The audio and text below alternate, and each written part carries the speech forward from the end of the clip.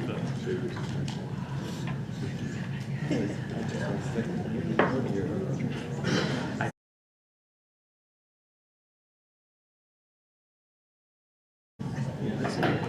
right, well, good morning, everyone. We'll go ahead. It is 9 o'clock and call this meeting to order. As is the tradition, I'll go ahead and read our mission statement. The mission of the Texas State Board of Pharmacy is as a leader in protecting the public health of the citizens of Texas, shall uphold quality standards for licensing and facilitate regulation that promotes innovative, multidisciplinary, and collaborative practices and education which produce quality care and positive patient outcomes. For those in the audience, there are QR codes at the back with the agenda and the Wi-Fi password. If you have not been in this building before, restrooms are behind us down the hall. And with that, I will ask Danny if he will go ahead and take roll. I will. Thank you, Julie. Julie Spear. Here. Donnie Lewis. Here. Rick Fernandez. Here. Suzette Tijerina. Here. Donna Montemayor. Here. Jenny Yoakum. Here. Bradley Miller. Here. Ian Shaw. Here. Rick Tisch. Here. Garrett Marquis. Not here. Randy Martin. Here. Thank you. All right, thank you. I do believe that Garrett will be here, but he will be a little late. Oh, there he is right there. So if the minutes will reflect that Garrett is here.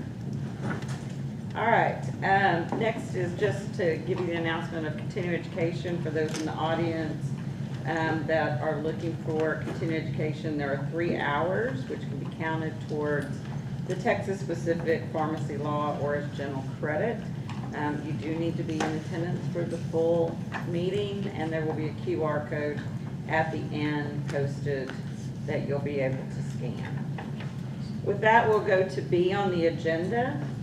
Board members, you were provided the minutes from the last agenda, which was held on February the 6th, and you've had ample time to review them. You need to find out if there are any revisions, and if not, a motion to accept the minutes as written. So I'll make a motion to accept. I think Rick beat you to it, so Rick Tisch made a motion to accept. Donnie Lewis has seconded. All those in favor? Aye. Any opposed? All right, the minutes then pass. All right, with that, we will ask John to come forward. Mr. Griffith, oh, there, you're already at the table. Woo. All right, would you like to take us through our rules for final adoption? Yes, President Spiro will. And we're going to start by saying that the rule PDFs you've been provided, there are bookmarks with links to the lines with edits. Also, for the rules up for adoption this morning, you will have received copies of the orders and preambles in the OneDrive link that was sent to you, and also you have them on your computers. All the rules up for adoption this morning were proposed at the February 6, 2024 board meeting, and they were published in the March 22nd, 2024 issue of the Texas Register. And the first one we're going to look at is on your agenda is C1.1. That regards the new rule 291.12. And I will say there are 2 versions that you have, and what we are going to look at is the revised version. So make sure you pull that one up. All right, and it actually starts on line 101 with applicability. And this section applies the delivery of prescription drugs by a pharmacy licensed by the board as a Class A, Class AS, Class E, or Class ES pharmacy. On line 103, defines delivery by a common carrier. A pharmacy may deliver prescription drugs by use of a common carrier, example being the U.S. mail, as provided in 291.9, this title relating to prescription pickup locations, on request of the patient or patient's agent. Common carrier means a person or entity holds out to the general public a willingness to provide transportation of property from place to place for compensation in the normal course of business.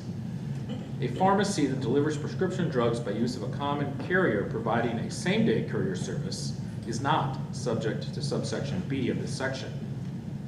and shall comply with subsection C of this section.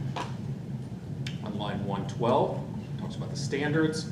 The pharmacy shall ensure that all prescription drugs are delivered to the patient or patient's agent in accordance with nationally recognized standards, such as those of the manufacturer or the United States Pharmacopoeia. On line 115, it talks about packaging. The pharmacy shall ensure that prescription drugs are packaged in commercially available tamper-evident packaging. On line 117, regarding temperature, the pharmacy shall ensure that any prescription drug delivered by common carrier is packaged in a manner that maintains a temperature range appropriate for the drug. This may include, without limitation, use of temperature tags, time temperature strips, insulated packaging, gel ice packs, or a combination of these as necessary. On line 122, regarding irregularity in delivery, the pharmacy shall provide a method by which a patient or patient's agent can notify the pharmacy as to any irregularity in the delivery of the patient's prescription, to include, but not limited to, timeliness of delivery, condition of the prescription drug upon delivery, and failure to receive the proper prescription drug. On line 128, regarding refusal to deliver, the pharmacy shall refuse to deliver by common carrier a prescription drug which, in the professional opinion of the dispensing pharmacist, may be clinically compromised by delivery by common carrier. On line 131, it talks about delivery by pharmacy employee or same-day courier service. A pharmacy may deliver prescription drugs by means of its employee or a same-day courier service as provided in 291.9 of this title on request of the patient or patient's agent. On line 135, back to standards, the pharmacy is responsible for any problems in the delivery of the prescription drug. On line 137, regarding temperature, the prescription drug shall be maintained within the temperature range allowed by the United States Pharmacopoeia or recommended by the manufacturer until the delivery has been received by the patient or patient's agent. On line 140, regarding all deliveries, the pharmacy that delivers prescription drugs by common carrier or by pharmacy employee or same-day courier service shall also comply with the following. And on line 143, it talks about counseling information. The pharmacy shall comply with the requirements of 291.33 C1F of this title relating to operational standards. On line 145, notification of delivery, the pharmacy shall notify the patient or patient's agent of the delivery of a prescription drug. On line 147, regarding compromised delivery, if a pharmacist determines a prescription drug is in any way compromised during delivery, the pharmacy shall replace the drug or arrange for the drug to be replaced, either by promptly delivering a replacement to the patient or by promptly contacting the prescriber to arrange for the drug to be dispensed to the patient by a pharmacy of the patient's or patient's agent's choice. Finally, on line 150, talk about records. The pharmacy shall maintain records for 2 years on the following events: when a prescription drug was sent and delivered to the patient or patient's agent, and patient complaints regarding compromised deliveries. And then finally, on line 152, regarding controlled substances, a pharmacy shall comply with all state and federal laws and rules relating to the delivery of controlled substances. And board members, we did receive multiple comments regarding this rule. The board received 2 comments from the Texas Federation of Drugstores and New Philip, RPH with Walgreens Company, suggesting the removal of the requirement for pharmacies to maintain records of patient complaints regarding compromised deliveries. The board also received comments from Lauren Paul, PharmD with CVS Health, expressing concern that the proposed rule does not address distribution from drug manufacturers and wholesalers, and suggesting changes to the temperature requirements for delivery by pharmacy employee or same-day courier service. Staff would like to note that the board does obviously not have jurisdiction to regulate drug manufacturers and wholesalers. The board also received comments from Ann Titus Hilby, Deputy General Counsel with Zipline International, Inc., in support of the proposed rule. Here, staff would like to note that while we appreciate their support, we disagree with the assertion in the comment that Zipline is a common carrier. The next one, the board received comments from Pharmaceutical Care Management Association expressing concern about the economic impact of the proposed rule and the lack of a definition for the term temperature range and suggesting changes to the general requirements for delivery by common carrier and the council information, notification, and compromised delivery requirements for all deliveries. The board also received comments from H.A. Day, PharmD with PCCA, suggesting clarification of the packaging requirements for delivery by common carrier and the temperature requirements for delivery by pharmacy employee or same-day courier service, and suggesting a grammatical correction to the compromised delivery requirements for all deliveries. Finally, the board received a comment from Austin Compounding Pharmacy in support of the proposed rule, but also expressing concern that certain requirements are vague and suggesting the notification of delivery requirement for delivery by pharmacy employee or same-day courier service be limited to through reasonable means. And those are all the comments. All right. So just for clarification, before we hear from the individuals that have requested to speak, on line 131, we did insert in the revised or common carrier providing a same-day courier service, and a pharmacy may deliver prescription drugs by means of an employee or a common carrier providing the same-day service. Correct? Okay. All right. And with that, we have a number of individuals that have asked to speak. I would ask you to be aware of what everybody else is speaking, and don't try to say the same thing. If it's already been said, then let that stand. And with that, I invite Jason Davis from TPA.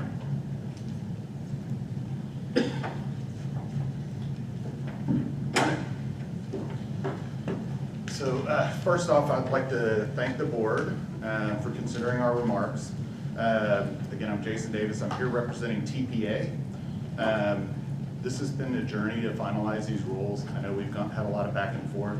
So thank you to the board, thank you to the staff especially for everything that they've done, all the diligent work and taking TPA's comments into account.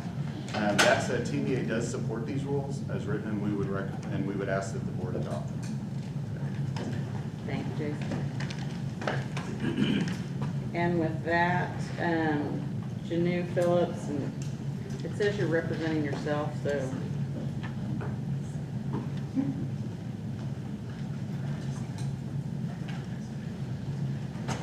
Morning, board members. My name is Jimmy Phillip, Director of Pharmacy Affairs for Walgreens. I'll be representing all the Walgreens located here in the state of Texas. Thank you, President Spear and members, for the opportunity to speak today. For quick background, I've spent the last 25 plus years in the community pharmacy space and worked in various positions within Walgreens. I currently serve as the Director of Pharmacy Affairs for Walgreens. I've also been on the Board of Pharmacy, continue to serve as a member of the Board of Pharmacy for the past 10 years in Florida. I'm here to speak today in support of the delivery rules with one amendment. And I'd like to call attention to line 150 under section 4 under records, and it's the pharmacy shall maintain records for 2 years on the following events. Section B is patient complaints regarding compromised delivery. This is a new requirement and not one that's required by statute. It may seem like a benign requirement from a record-keeping standpoint, but I'd like for the board to consider what it would take to operationalize requirements to maintain a complaint system, specifically for compromised deliveries.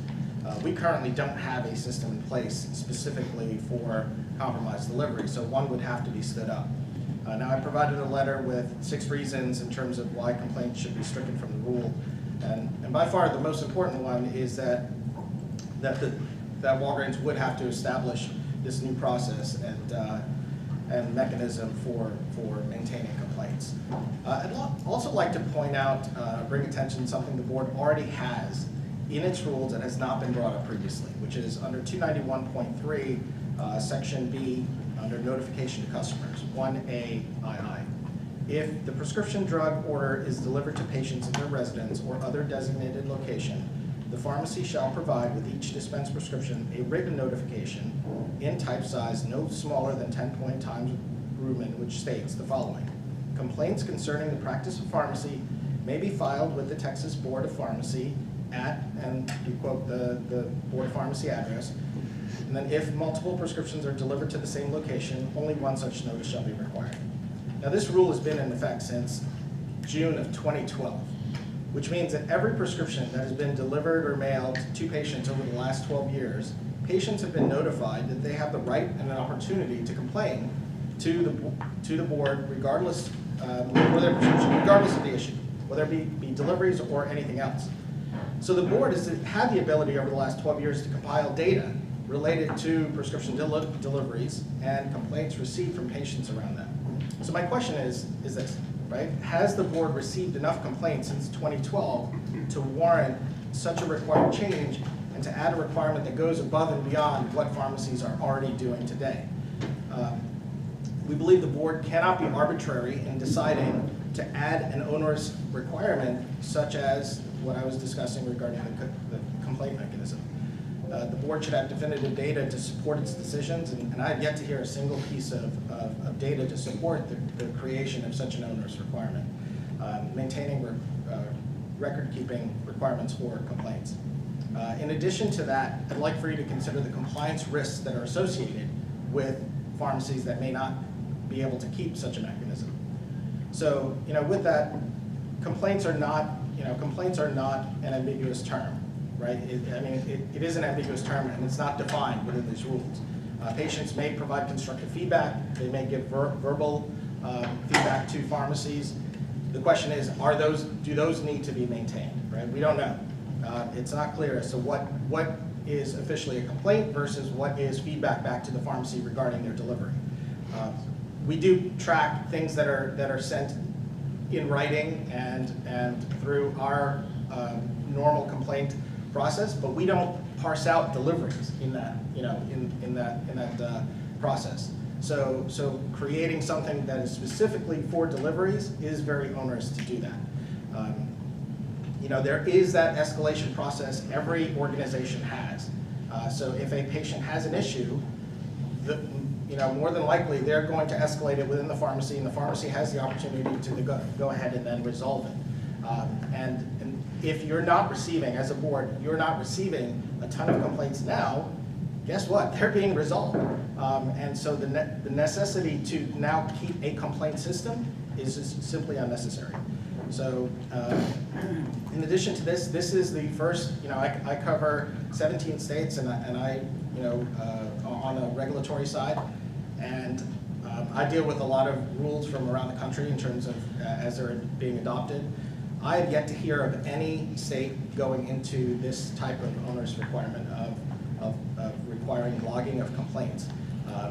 So this is something that we believe is not necessary from a public safety standpoint and just creates unnecessary burdensome requirements. So with that, I would ask the board to consider removing this one line from the record-keeping section, and I appreciate the board considering our feedback and for this rulemaking, and if you'd like any additional information, feel free to contact me. Thank you, Janelle. Thank you. And our third person to speak on delivery is Lauren Paul from CVS Health.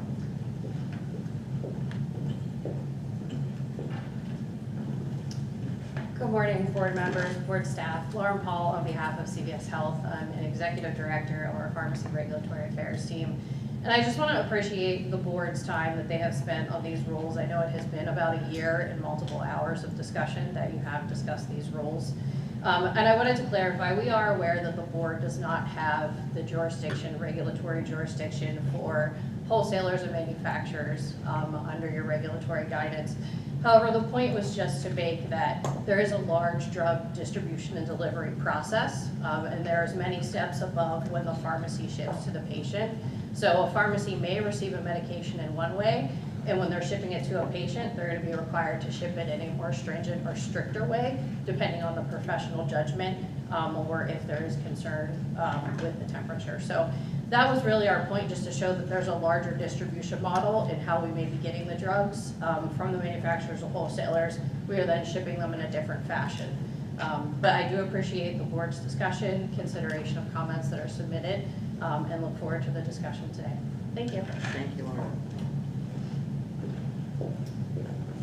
All right, board members. What is your pleasure? What are your thoughts? Do we not not talk about this at length as far as the record keeping, in that we knew that it would be onerous to have a system, but we said that there would never be anything where you'd come and say, I want all your records of complaints. It was just, Julie Spear complained, can you please show me that you have that recorded? Is that not how we decided On their that? profile, I think we Right, talked that we about talked that. about that there would be a record on the profile that would not have to be reportable in like a full report form. I think that's why we were okay with this. Is that what y'all remember? But Why that's we not do- defined. My question is, that why is that any different from any other complaint we would get on a prescription? Do we have that in the other prescription process?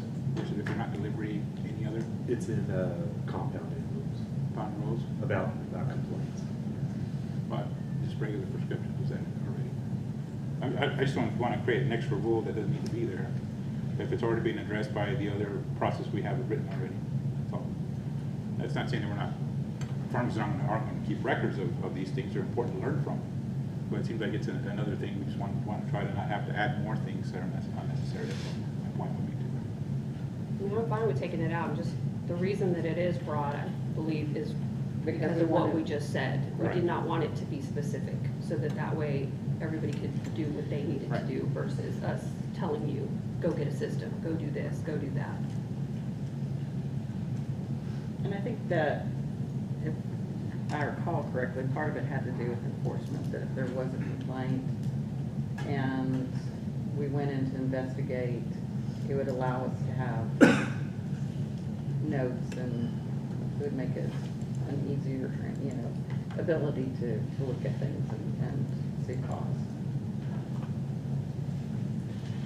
The other concern I would have with it, just thinking about it, is the designation of a complaint. If you go to a pharmacy and there's a complaint, but it was really something that was it was a price issue or something, and you don't have a record of it, it just looks like, we wouldn't be in compliance if I'm at pharmacy. That's why I thought it would not be necessary to have that. Because it's not always about something as serious as an adverse event or a mistake or some sort.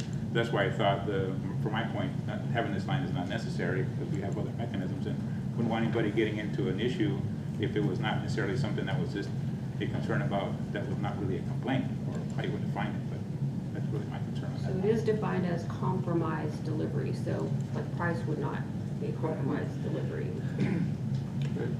Hey, Rick, what I was thinking on that was, if you deliver my prescription to me and I have problems with it routinely, or there's an issue, I will be complaining, and then what do you as a company do to fix your process so I don't, and that's probably where this would come. Yeah, but it's already a standard process already in place for that. But you would document that somewhere. Sure, at some point, you just don't necessarily have to have another line here that appears to create a separate line for deliveries. It's already something in place in general. In your system. In our system, I think most pharmacies have some kind of record system that would show that they've had to address a customer or patient concern. Yeah. But not a one-off for delivery, so just be, in general, you would have that. Can I just ask the question, though, that was raised is, have we received a number of complaints? What are we actually trying to solve for? And if the stat is true that we are ahead of 13 others, why? Why us lead the charge here? So, looking back at some of the history before, y'all were appointed to the board, Yep. we heard a number of individuals come forward about, or at least one individual, I should say, come forward and talk about how her child's medication came in through mail order. It was left in a hot mailbox, and what could be the implications of that? And that's kind of what started the conversation. We had gone to a district meeting, and it had been raised. So there are other states that have put in temperature and delivery rules. And whether or not this is in there would be the question, this one line. It seems to me if we're, maybe there's a system in place, which would be great, but ultimately, to create a rule for one complaint while acknowledging that's never good, seems maybe, I won't say premature, but maybe less informed than we would want to create a rule. more generally for the state of Texas, with one complaint, and you want to create a rule to solve that complaint or a part of that complaint? Just a question that I would have foundationally. Maybe it's true, and we should actually get more data to find out really what the issue is, and this could be a solve, or it may not, but one complaint seems a little bit less informed than I would prefer to be to make a decision. Well, I guess, Caroline, I don't mean to put you on the spot, but you would be able to indicate nature of complaints and, I think the last time I asked, I think Carolyn presented 4 in a 2-year period. And I don't necessarily know all of them were temperature related, could have been delivery delays, things of that nature. But that's been a while since she brought that information. It was very early on in the discussion when we were having it, because I asked the same question, right? Why are we had a rule for many years that we were all following, all pharmacy practices. And so then we had, some acknowledged exceptions that came through. People came to talk about their experiences, right? And I understand that. But then I did ask the question, like, how many of these have we heard about, right? Because somebody mentioned we have an opportunity, or our members have an opportunity to complain or to tell us if there's a problem with the pharmacy. But in any event, I'll let Carolyn. Before we go on, for clarity, so the individual I mentioned that came to speak before us, she actually is not a citizen of the state of Texas. Oh, She came out from another sate to come testify before us. Wow. So, just for clarity. So Caroline, you want to kind of give us some background or? I feel like I need to do a little research. We had put together a chart and we presented that at this concurrent with the speaker who came to address the board. And I apologize, I should have probably considered doing that before the rule was up for adoption today. But I can look back and report back to you. We have it in the board meeting materials, but it wasn't terribly many complaints from what I remember of the chart. We looked at, I think, a 2-year period prior to the date of the board meeting. That's my It recollection. wasn't a very extensive chart, yeah. There was a lot of. So we also discussed that although there wasn't formal complaints, we all had examples of where people got their medicine and it was hot. And so for me, the reason for this was, again, safety and protection of citizens of Texas. So we're getting things delivered by mail order all the time. Some of them are mandatory. They have no choice in the matter. They have to get it like that. They should at least be secure in knowing that we're saying we want you to get it in the right way. So that was kind of where I was coming from as far as why I thought it was a good rule to have, just because at the pharmacy you do hear from patients who have gotten it from somewhere else and they come to you because they're like, I had to get this there, but I don't care, I'm gonna pay because I don't want it to be hot anymore, kind of thing. So that was why I think we all thought it was a good rule.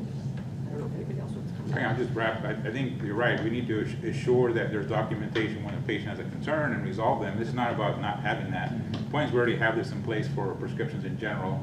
To build a separate one-off for deliveries or what have you is not necessary because we have this process in place already. That's really the only thing I was thinking about. I don't think we're saying that. No, it's not about trying to cover up anything. It's just we already have something in place already with the rule that was quoted. I think it's at 291 or whatever. Has that already stipulated that we have a process to have complaints? For them to have complaints to us. Yeah, just to be clear, that notification requirement is notifying the patient how to complain with the board, not how to have a complaint with the pharmacy. But this is a subset of all the scripts is what we're saying. If we had a general rule, that's a little different, right? This is just carving off something for deliveries. It's really why it's the only thing that sticks out for me. Well, I think we did it for deliveries because that's where we have no control over it. Once it leaves, if you are putting it in the mail or FedEx or whatever, you don't have control over it. And we don't have anywhere else about temperature. And I think this was where we were able to put in the part about temperature so that it was maintained to the patient. And you know what I like about, the compounding side, Jenny, you and Randy can go over that for the group. But the standards that you follow is high for your medications that are so temperature controlled, correct, when you ship? It is, but again, the amount that we ship is not near what. True, what true, mail but the order- standards Yeah, are high. Correct. I think all pharmacies have high standards in terms of temperature controlled products, right? I don't think that's the question. I think the thing is that there are a lot of ambient temperature products that move through the pharmacy chains that, to someone's, point earlier, how are we receiving those in the pharmacy, right? There is no, we don't know, right? We get the product, it's ambient temperature, we assume it's good when we get it, we receive it. No one in the pharmacy, I mean, it's pharmacist's discretion, right? If there's some, extraordinary circumstances that says the product that I got is not good, not safe, not effective. But for the most part, they're probably just receiving the product and putting it on the shelf, right? So we have to consider what happens after that. As a pharmacy, we are following all the manufacturer recommendations for storage, right? We're keeping it in a controlled environment, so we have ownership of that product, and we're doing our best to maintain that temperature of the product and the integrity of the product. So with that said, when we say that, we need to put in rules about the temperature, and I agree, there are products that are temperature sensitive. We just need to be clear about, like, does it everything ambient temperatures? We know how we receive those things on a daily basis in the pharmacy. By the mere fact of following the recommendations, that allows those products to potentially have, I'm not saying all the time, have some variations in that temperature as they move through the pharmacy distribution chain, right? To the member, to the patient, and they're still safe, right? We've been shipping prescriptions for years, right? And I'm not saying there are not exceptions in that process, because we all have heard the complaints about the members about some issue with their prescriptions, right? But as someone mentioned, all pharmacies have a way to manage those issues and try to make it right for the member, because at the end of the day, we are pharmacies, right? We're in it to protect the member's health, and we want to make sure that they're receiving safe and efficient products for whatever the disease state is.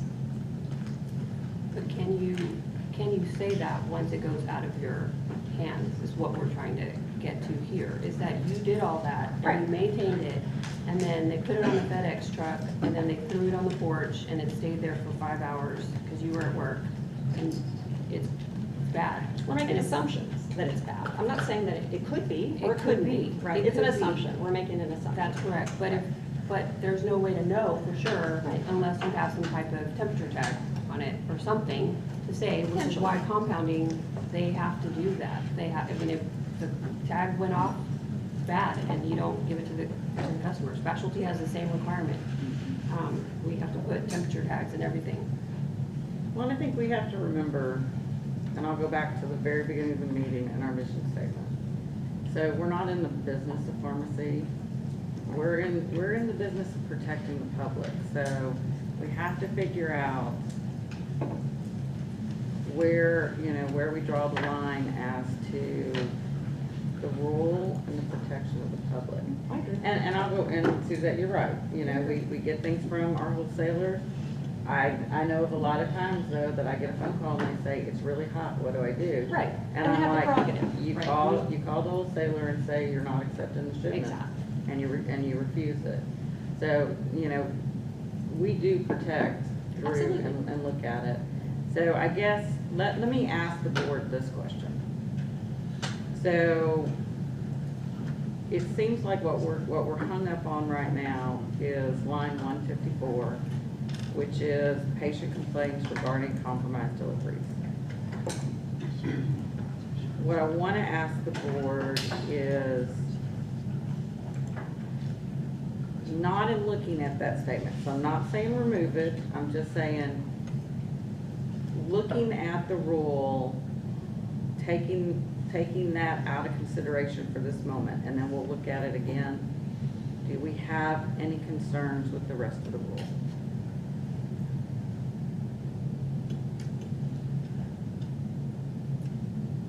With The rest of the, with the rest of the what? Rule. The rule. Oh, okay.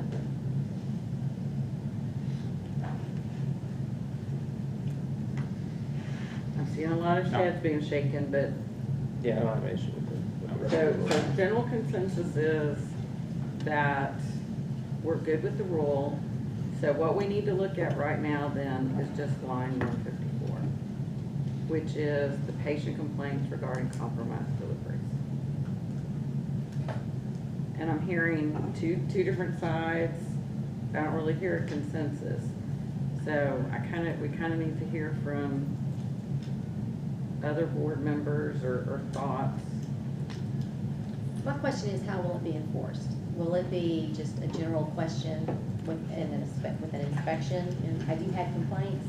Show me your complaints. You know, how will that be enforced? Sorry, Caroline. Kind of my thing is, and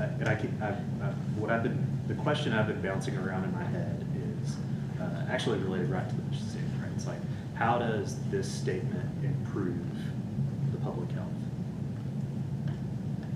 And I struggle. You actually answered a little bit whenever you had mentioned, like, I think the rationale behind originally doing it was so that if we did have a board complaint, we could go back and look at that. I wonder if there's some kind of modification of this statement that kind of at least tips the intent a little bit. Because I know, we all know the different types of PICs, and there's some that are going to look at this just like we kind of stated here, kind of how Donna put it from our last board discussion. And there's some people who are going to look at, like, I got to maintain a whole separate system. I need to make sure I have these elements in it. I got to do all these things. And if people are focused on doing those things, that actually does jeopardize the public health, in my opinion, because they're so focused on something that we're not trying to put an emphasis on that they neglect the things that they should put an emphasis on. So maybe there's some kind of statement in here that says that it could be, I think I've seen similar statements before our rules that say this may be part of the patient's, it may be included as part of the patient's profile or something like that, that alludes to what Don was saying earlier. That might be an opportunity for compromise where it kind of leans the intent a little bit more benign and kind of gives direction to those that are trying to comply with these rules. So Jenny, I guess you had a question you wanted to direct to Caroline. Right, so how would that, like, within the enforcement division, how would that be enforced? I think generally, for whenever there's a new rule, we try and educate the pharmacies about the passage of the rule so that they can become compliant. So I think you're right, on compliance inspections, this is something that the inspector would be educating the pharmacist about. And generally, that's a pretty lengthy period of time where they're, hey, we have this new rule. If you get any feedback, complaints regarding a delivery, if they're offering that service, you need to be thinking about a system or however you're going to record this in your records. So that's a general comment that's usually addressed with each pharmacy, with each inspection for quite a lengthy period of time. And then as far as a complaint, if we were investigating a complaint, absolutely that'd be a question that we would ask. I think the concern though is that sometimes patients don't tell the pharmacy that there's an issue and they go straight to the board with a complaint, which is fine. We would ask the patient that as well. Well, did you notify the pharmacy of the issue? That's a standard question in any of our investigations. So we want to know, did you make the pharmacy aware? So I think that's where it comes from the staff's point of view. That's just a standard question we ask any patient on any kind of error. Did you let the pharmacy know? And they don't always let the pharmacy know. I was saying, tissues like you have a thought. Well, I just, I'm thinking like from the insurance side of things, if there is a complaint with a provider, an insurance company, a TPA, any kind of service provider, you take it up with the state, you file a formal complaint, and then the state then sends a notice to the provider, insurance company to reply. So when I just say patient complaint, send them to the state to file a complaint, and we're done with it.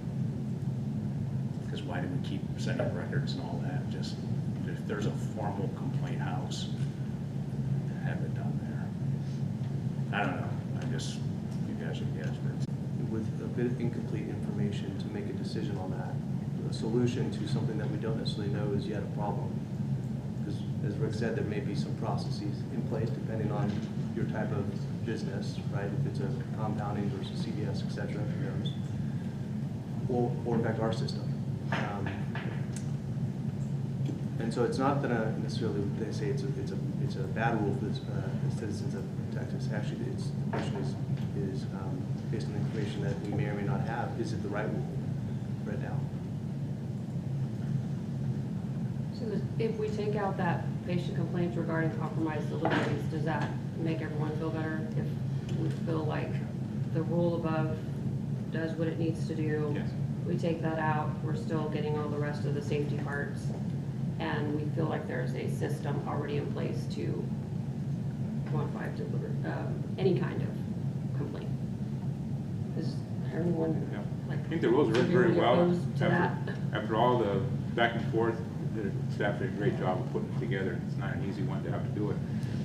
But that's the only part I think that would be an edit that I would like to do. Otherwise, I think the rules cover the components of patient safety pretty well. Hey, Randy, if you documentation, is that where the focus on what your thought was? If you added, this should be documented in their profile, would that make a difference? I would just say that you could make a statement like, this may be included as part of the patient's profile or something like that. Because that's what I wrote down, just because I'm thinking that might, at least it's somewhere. Yeah, because I've seen that in other areas too. I think it's in compounding rules where it's basically like says that the compounding record can be part of the, it can be part of the electronic health record, patient profile, or whatever. That way you're not maintaining a whole separate record for it. So you could. That would be an option. And I think that actually cleans up a little bit of the ambiguity around it. So if we were to continue to include the complaints about compromised deliveries, a little bit more specificity, just to avoid somebody from feeling they got to go overboard, or a future interpretation of this, right? The rules, we're not going to be the board forever, right?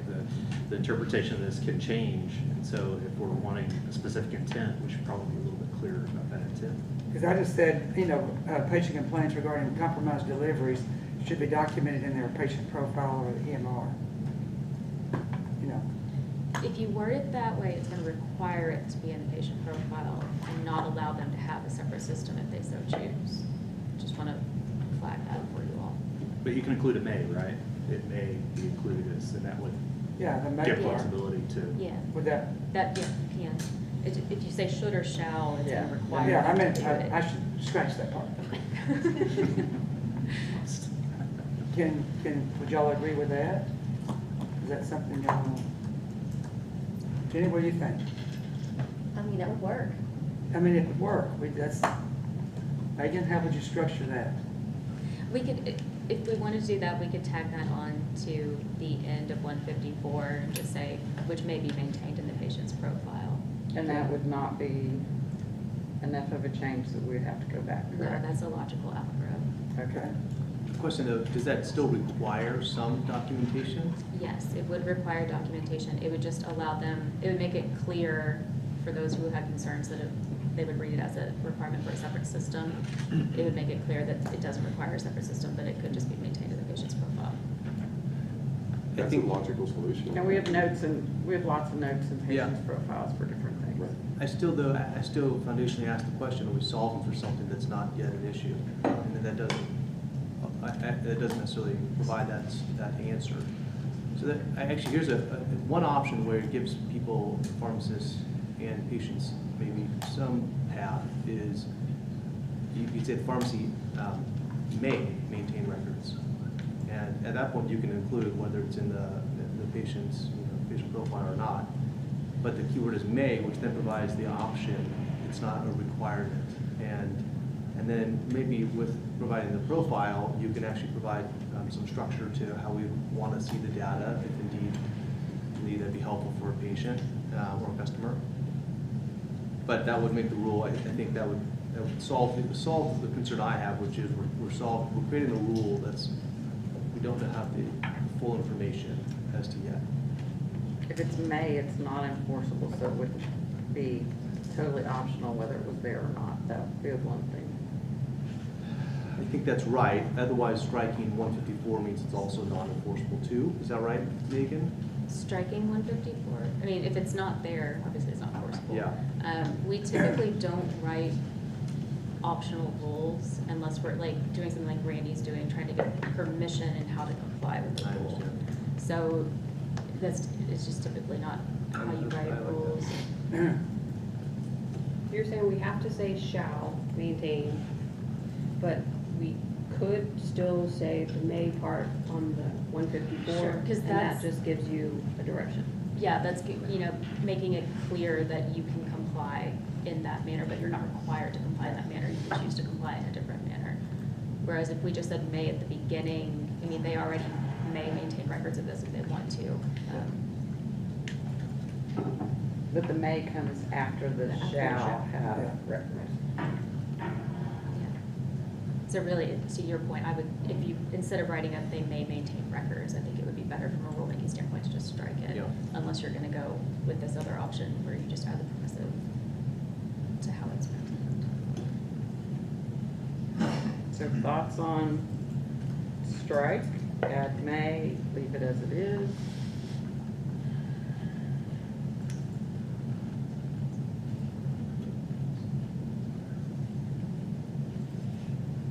Well, I would leave 154, adding may be documented in their medication profile or their, the may part, and just add that line to that at the end. That's what I would do. Thoughts?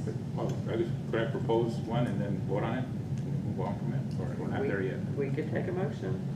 I would say, though, that our motion needs to be to adopt as revised with the addition of, so that it's super clear. Well, I would make a motion that we accept the board rules with the removal of line 54. All right, so we have, okay, but we're doing the revised version. So it still Revised has to be version. revised. Revised version. So we do have a motion. So the motion is that we accept, or that we adopt as revised 291.12 with line 154 removed. Do we have a second on that? I'll second that. We have a second from Garrett. All those in favor of the revised version with 154 removed? Say aye. Or just do raise hands. Okay, there's 3. All those opposed?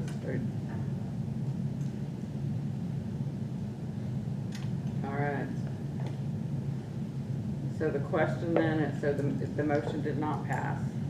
So do we have a counter motion? I make a motion that we add the words may be documented in the patient's medication profile. Okay. So your motion is to adopt as revised with. Yes, Yes, yes, I was just gonna do I'm that. sorry, I'm sorry. Okay, so the motion is to adopt 291.12, the revised version, with an edit to line 154 that says may be documented within the patient's profile. Is there a second to that? Second. Jenny has made a second. Now, same raise of hands, all those in favor? Okay, keep them up. Lily, you counting?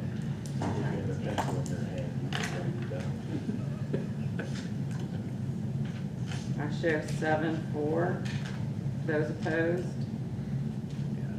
3 against. The motion does carry. All right. Thank you, board, for those comments and that diligent work.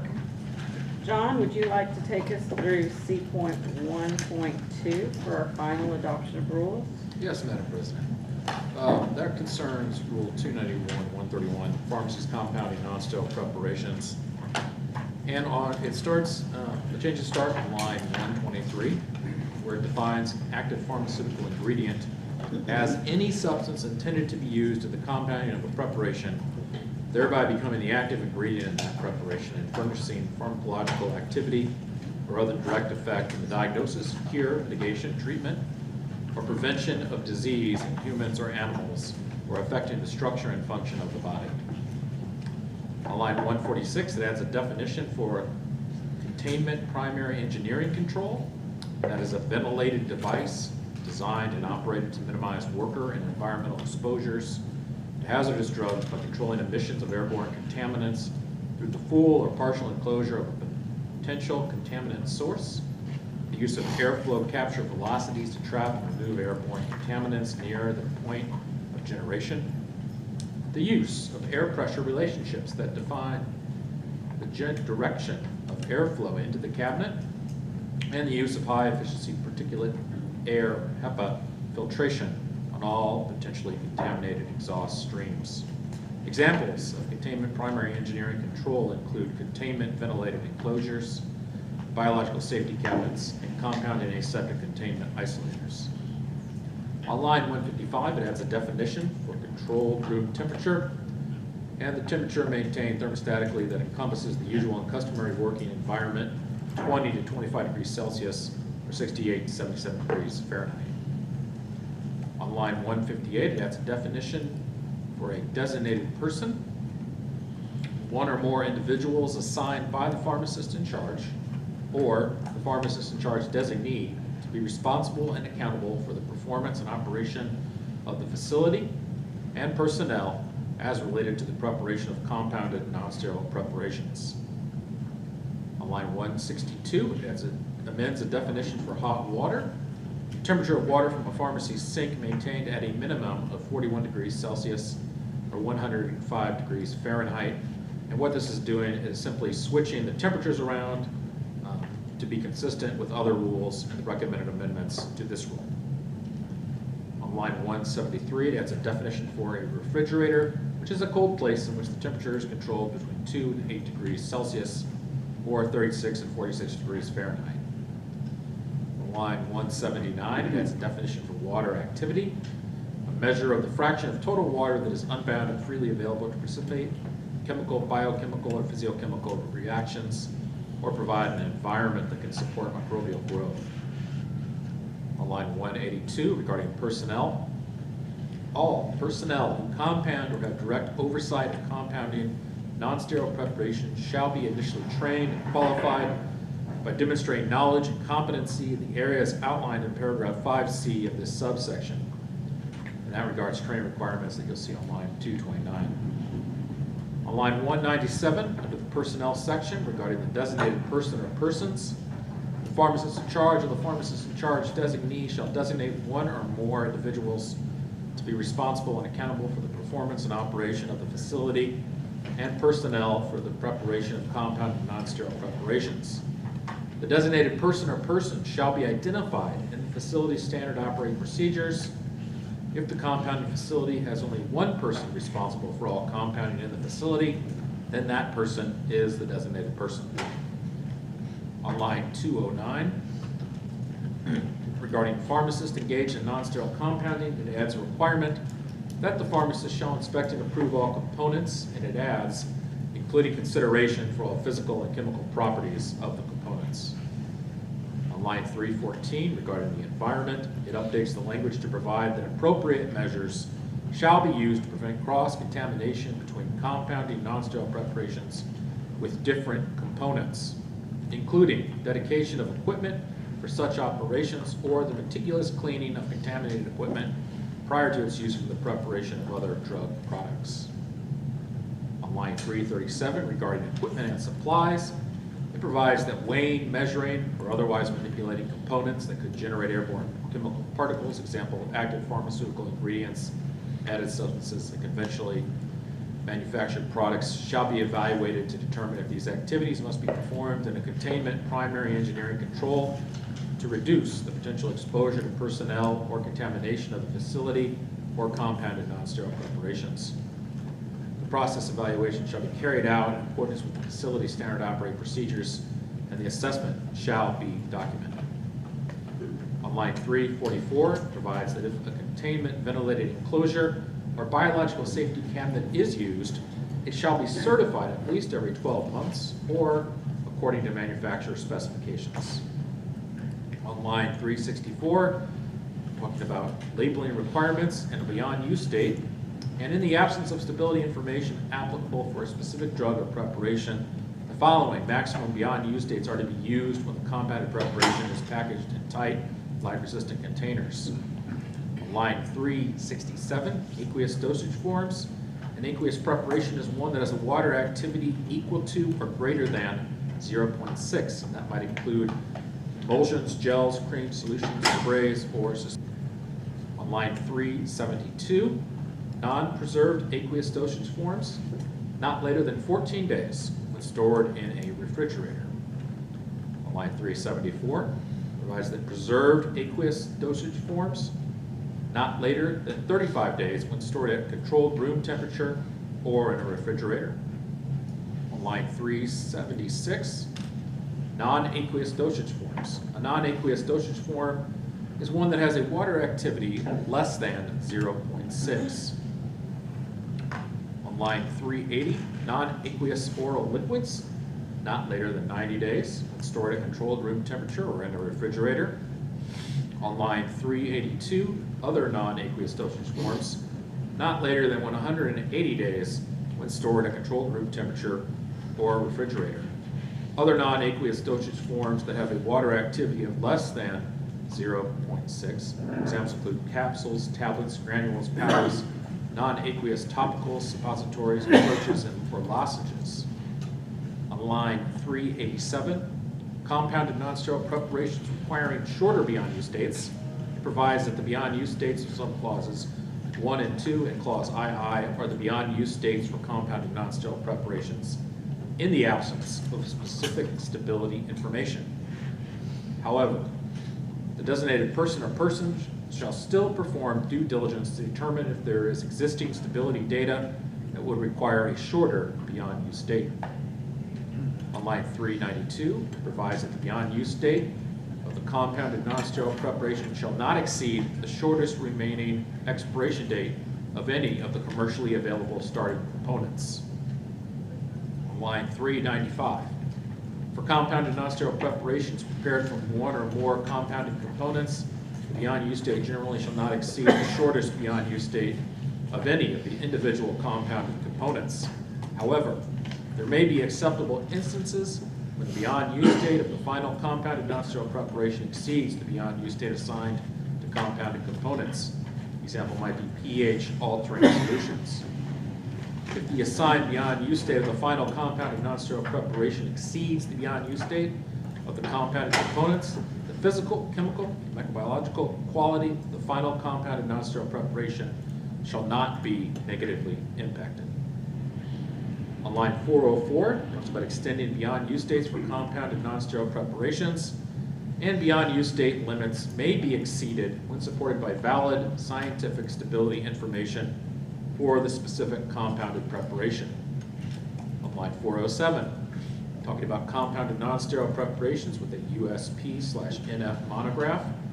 When compounding from a USP/NF compounded preparation monograph for the compounded non-sterile preparation, the beyond use date shall not exceed the beyond use date specified in the monograph. On line 411, compounded non-sterile preparations with stability information. If there is a stability study using a stability indicating analytical method for the active pharmaceutical ingredient or ingredients, compounded non-sterile preparation formulation, and material of composition of the container closure that will be used, then the beyond use date indicated by the study may be used in lieu of the beyond use date specified in subclauses 1 and 2 of clause II for aqueous and non-aqueous dosage forms, up to a maximum of 180 days. On line 418, it provides that if the beyond use date of the compounded non-sterile preparation is extended beyond the beyond use date specified in subclauses 1 and 2 of clause II, an aqueous compounded non-sterile preparation must pass antimicrobial effectiveness testing.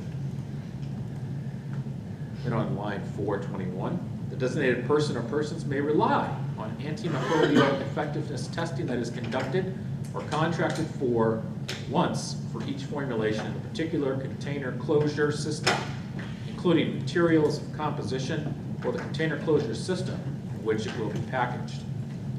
On line 425, alternatively, the designated person or persons may rely on antimicrobial effectiveness testing results provided by an FDA-registered facility or published in peer-reviewed literature as long as the compounded non-sterile preparation formulation, including any preservative and container closure materials of composition, are the same as those tested, unless a bracketing study is performed.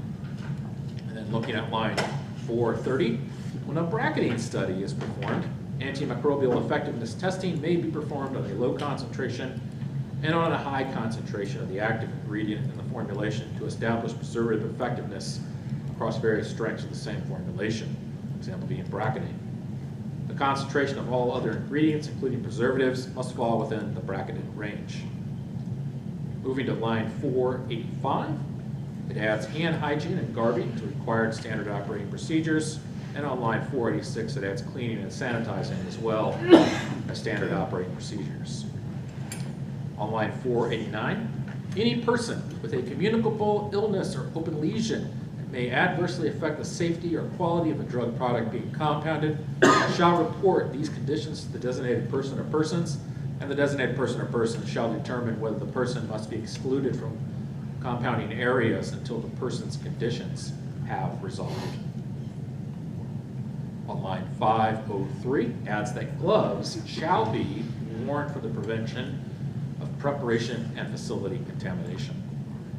On line 512, regarding quality assurance and finished preparation checks, it provides the prescription drug and medication orders, written compounding procedure, preparation records, and expended materials used to make compounded non-sterile preparations shall be inspected for accuracy of correct identities and amounts of ingredients, packaging, labeling, and expected physical appearance and properties before the non-sterile preparations are dispensed.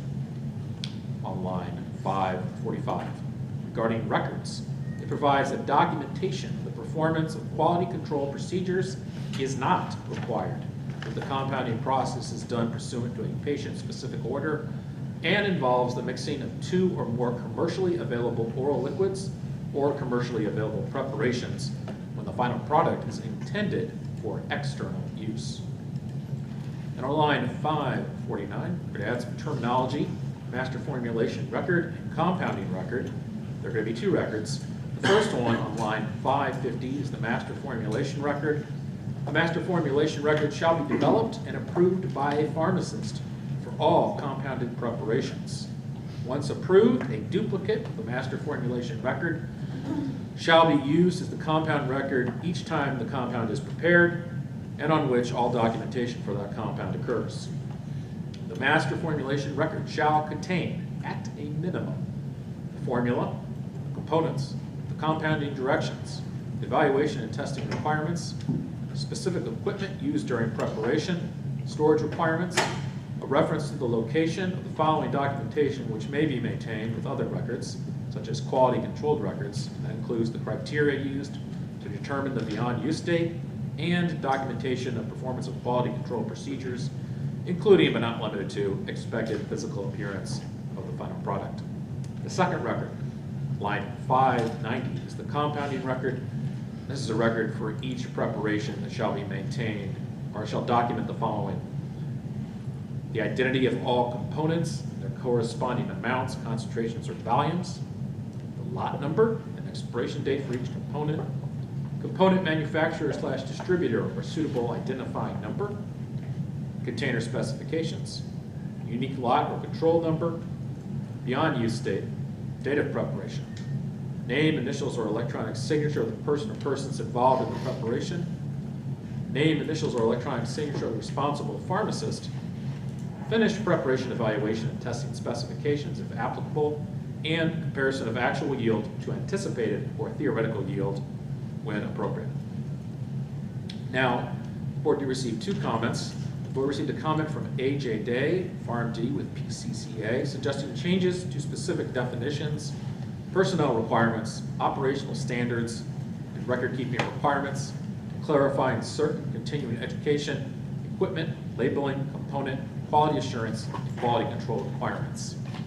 The board also received comments from Austin Compounding Pharmacy in support of the amendments, but also expressing a concern that the requirement that a master formulation record shall be developed and approved by a pharmacist may exclude qualified and experienced non-pharmacist staff from supporting formulation development, and suggesting the requirement be changed to require only that a pharmacist be responsible for final approval of the formulation.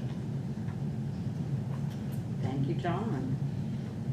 All right, so before we have two individuals that have asked to speak.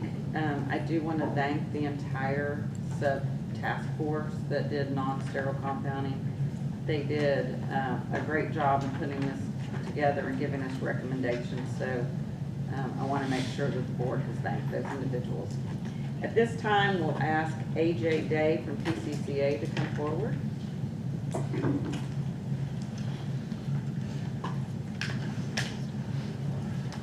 Good morning, everybody. Good morning. My name is AJ Day, Vice President of Clinical Services at PCCA. As you may have seen, I submitted some extensive comments. In the interest of time, I won't be reading through all of those. I want to highlight some of those that I think are most important for discussion and consideration today. Also, I'll comment that many of my comments are not about the highlighted sections which were just reviewed. It's about the overall rules and regulations related to non-sterile compounding here for the state of Texas. The first comment that I would like to make is related to line 123, the definition of active pharmaceutical ingredients. It uses a phrase, thereby becoming. And I think that that is quite an unusual phrase that could be interpreted as meaning that intermediates or precursors to your actual API listed in the formulation would, under Texas rules and regulations, then be considered an API and subject to a lot of other components within this rule. Typically, the active pharmaceutical ingredient, as defined in federal code, is specifically excluding intermediates, and I would request that the board exclude any intermediates and remove the phrase thereby becoming. Line 136, the definition of compounding. Part of this definition is, it's really just not consistent with other definitions of compounding in federal statute from the FDA as well as by USP themselves. It also includes in subsection D a reference to research, and federal law places research outside the scope of compounding typically. So I would request that the board consider adopting the USP definition, which I've provided in my written comments to the board. Line 146, the Containment Primary Engineering Control, or CPEC. This describes the CVE as focusing on hazardous drug containment. CVEs are not just about minimizing exposure, they're also instrumental in preventing cross-contamination of compounded medications. And I would request that the board considers a definition of a CVE and the purpose of the CVE to be more broadly encompassing the USP definition, which is a full or partial enclosure that uses ventilation principles to capture, contain, and remove airborne contaminants through high-efficiency particulate air filtration and to prevent the release into the work environment. It's not specifically about hazardous drugs. Line 272 talks about the preparation that's dispensed in a strength that is only slightly different from a commercially available product. The board does not have any definition of only slightly different. FDA has a guidance document related to compounding essential copies of approved products, and in that guidance document, the FDA defines the difference as 10% or greater variance from the labeled potency of the FDA-approved product. If TSBP holds the same or different expectation, could we specify what that expectation is for what the pharmacy needs to be considering? Line 292, a pharmacist may add flavoring to a prescription at the request of the patient. I'm going to skip ahead. The pharmacist shall label the flavored prescription with the beyond use date that shall be no longer than 14 days if stored in a refrigerator unless otherwise documented. Documentation of the beyond use date longer than 14 days shall be maintained by the pharmacy electronically or manually and made available to the agents of the board on request. 2 points on this update to the rules. One is that some commercial suspension products are not to be refrigerated. So what happens if a flavor is added to one of those products and now this regulation requires refrigeration due to the added flavor? The second point that I'd like to bring up is that what are the requirements to provide longer than 14 days beyond use date, apart from documentation? Does the pharmacy just need to have data to support the longer date? What kind of data is acceptable? What about the documentation and data to support the amount of a specific flavor that's been used in a specific product? The proposed rule only states documentation, and I think this is too vague. Line 323, if the pharmacy engages in compounding non-sterile preparations that require weighing a component of the preparation, I'll skip ahead, the accuracy of the balance should be verified by the pharmacy at least every 12 months. My request is that we require calibration of the balance every day that compounding is performed. This is not an onerous task. It is a best practice standard of care, and this is a component of USP requirements as well. I also request a requirement of a standardized weight set, something like an NIST weight set, rather than non-specified weights to calibrate. Line 392. The beyond use date of the compounded non-sterile preparation shall not exceed the shortest remaining expiration date of any commercially available starting components. My request here is to remove the phrase commercially available. I feel that that phrase only adds confusion and suggests that pure API that might be utilized in compounding would not be considered for this statement. Line 442. Drugs used in non-sterile compounding shall be USP or NF grade substances manufactured in an FDA registered facility. Not all drugs have a USP or NF monograph. Ketotifen is one example of this. It is in an FDA-approved commercially available drug product, and it's also available as an API that meets all of the federal requirements under Section 503A of the Drug Quality Security Act, but it does not have a USP or NF monograph. So I suggest rephrasing to state that the drugs will be USP or NF grade if a monograph exists. Line 444. If USP or NF grade substances are not available. My comment here is why not acknowledge other pharmacopoeial grades like the European Pharmacopoeia, Japanese Pharmacopoeia, or British Pharmacopoeia before allowing pharmacy to go for conventionally lab grade or food grade material. Line 451C. If a drug component or material is not purchased from an FDA-registered facility, the pharmacist shall establish purity and stability by obtaining the certificate of analysis from the supplier, and the pharmacist shall compare the monograph of drugs in a similar class to the certificate of analysis. I've got a few concerns with this portion. First is if the pharmacy is using a food or cosmetic product, those products will not have a C of A. C of A's for non-drug substances should not be compared to C of A's of drug substances. In addition to the data provided on the C of A, the overall manufacturing process and quality may vary greatly. And then the statement here that the pharmacy shall compare the monograph of drugs in a similar class to the certificate of analysis of the substance they're using. What does comparing a drug C of A to a monograph of a similar drug tell us? How does one decide that the comparison means that the chemical is unacceptable? There's no correlation. If I'm looking at pantoprazole and lansoprazole and omeprazole, comparing one C of A versus the other may not have any relevance at all. Line 470. A pharmacy may not compound a preparation that contains ingredients appearing on a Federal Food and Drug Administration list of drug products withdrawn or removed from the market for safety reasons. This federal list often places limitations on certain ingredients without outright banning the use of any compounded iteration of that ingredient. Prohibiting everything just because the ingredient appears on that FDA list will restrict patient care. Cisapride and diethylstilbestrol are both on FDA's list because they were withdrawn from the human market, but both medications are standards of care in veterinary medicine. If adopted, this rule would prohibit pharmacies from providing those medications that are medically necessary for our animal patients. Potassium chloride is also on that list, but only for specific high doses and dosage forms.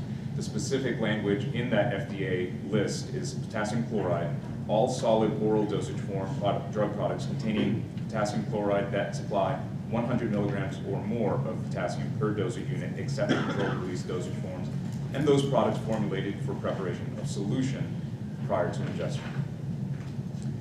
In line 503, in the February meeting here, there was a discussion on the requirement for gloves. Line 503 states, gloves shall be worn for the prevention of preparation and facility contamination. If you go into any sandwich shop, they require gloves for you to prepare your food. I think this is a common sense, good policy to prevent cross-contamination, and I'm in support of the language added into the board's proposal here. Line 512, finished preparation checks. Prescription drug and medication orders, written compounding procedure, preparation records, and expended materials used to make compound non-sterile preparations shall be inspected for accuracy of correct identities and amounts of ingredients, packaging, labeling, and expected physical appearance and properties before the non-sterile preparations are dispensed. My request on this one is relatively simple. It's to document that that inspection has occurred. There's no requirement that that inspection be documented, so you'd just be taking somebody's word that they did it. Line 520. When developing these procedures, pharmacy personnel shall consider the provisions of Chapter 795, Chapter 1075, Chapter 1160. Chapter 1075 and 1160 no longer exist. I suggest referencing USB Chapter 1163 concerning quality assurance. Line 545, documentation of the performance of quality control procedures is not required if the compounding process is done pursuant to a patient-specific order and involves the mixing of 2 or more commercially available oral liquids or commercially available preparations when the final product is intended for external use. I just don't understand the reason for not needing to have documentation of quality control for mixing commercial products for external use. How does this serve the public of Texas? How does this serve patient care? Going back to my previous comments about flavoring and documentation of extending beyond use date beyond 14 days, again, you have 2 sections here where you have no discernible logic in allowing the extension of a beyond use date, or here not documenting quality controls on compounded preparations. Line 646, verify the source of the raw materials to be used in a compounded drug. If a Class C pharmacy wants to dispense a compound obtained from a Class A pharmacy, what does the Class C pharmacy need to do to verify the source of the raw material that the Class A used in the preparation? Are you expecting that the hospital is going to acquire a list or the compounding record that shows each vendor of each ingredient in the formulation? Because that's what this would say, verifying the source of the raw materials. That concludes my comments. As you know, I've submitted a lot more, but in the interest of time. Thank you. Thanks. Now we will hear from Jason Davis, TPA.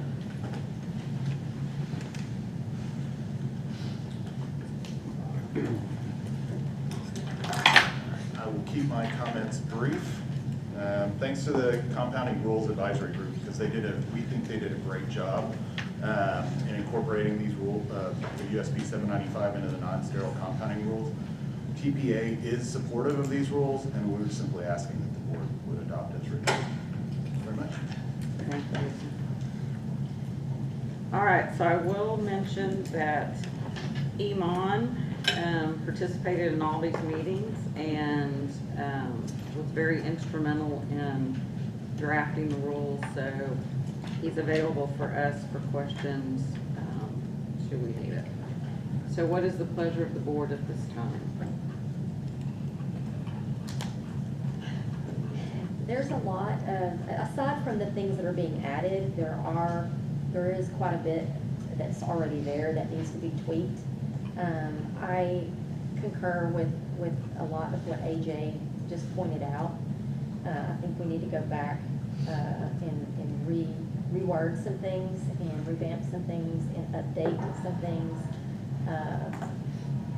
and bring it back next time. All right, what are your suggestions then? I mean, we need to. We will have Do you want to go down We will the have to give the specifics? staff. Well, can I just, real quick, so what we've been doing right now is 795 and, 131, and the merger, or, deciding what to merge in and what not of those two. 291, but 131, is that what you mean? Yeah, 131, Okay. sorry, yeah, shorthand. So, it sounds like what you're wanting to do, and what, AJ was bringing up, is a lot of stuff that's outside of that. Mhm. So there may be, and y'all can decide how you want to do this, but there may be an opportunity here to move forward with the 795 stuff and then come back and do the rest of the stuff that's not being touched by 795. And kind of run them along the way so that the 795 amendments aren't being held back while we're looking at the rest of it. Or we're gonna have to completely start over because what we put out to the public was that we were only looking at 795 part of it. coming into, so we would be going back to the very beginning and adding on in addition to all of this. So we need to think about. So that would be tweaking it twice versus fixing it Well, all. one would be just adding 795 in, which is what the charge was. Correct me if I'm wrong. Then what we would be looking at is cleanup. And bring it Right. back with cleanup. But even some of the 795 items that have been added themselves need tweaking. Sure, and there's a possibility that we could do that now, is what I'm saying. You might be able to go through with the amendments that were proposed and start, tweaking those that relate to 795, and we'll see how substantive they get. But there's a possibility that you could move forward with those now without having to delay, is what and again, it's up to you. But I think, the stuff that was outside of 795, we didn't give notice that we were looking at that. And So the that's gonna task have to force start at the didn't very look at it either. beginning. They couldn't go through the whole. They weren't allowed to, their scope was just 795. So if it didn't have corollary in 795, they couldn't look at it. So, now there's several items that aren't highlighted that were brought up by AJ that they're cleanup. They're not, I don't think there's, crazy substantive, but, they are covered by the 795 chapter. They're just not proposed from that task force. So a good example of this, and it's something that's always bugged me. I mean, it's so funny, it was the first thing you brought up, is our compounding definition. It's always bugged me. That because- is in the Pharmacy Act. The Is it? legislature has to change it. the legislature It will comes have up to all the change that. time. The Oh. legislature has to change that. You Okay. cannot. Well, that aside, there's a, thanks for the clarification on that. There are several other items that are covered. Sure, and those can be discussed. Those And can be, Iman okay. Iman has a chart and all sorts of things where he can, walk you through those and, maybe touch on why the committee chose not to go in that direction, if you wanted.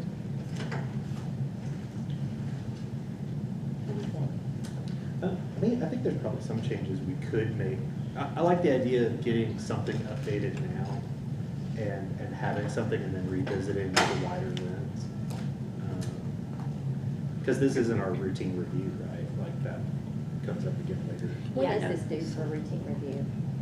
But then remember, routine review is not. It's not the review, substance. it's not- just do we need it? Yeah, Okay. do we need the rule or do we not need the rule? It Gotcha. has nothing to do with the content. Gotcha. So, So there's cleanup from 795 when we go out now. Will there be confusion?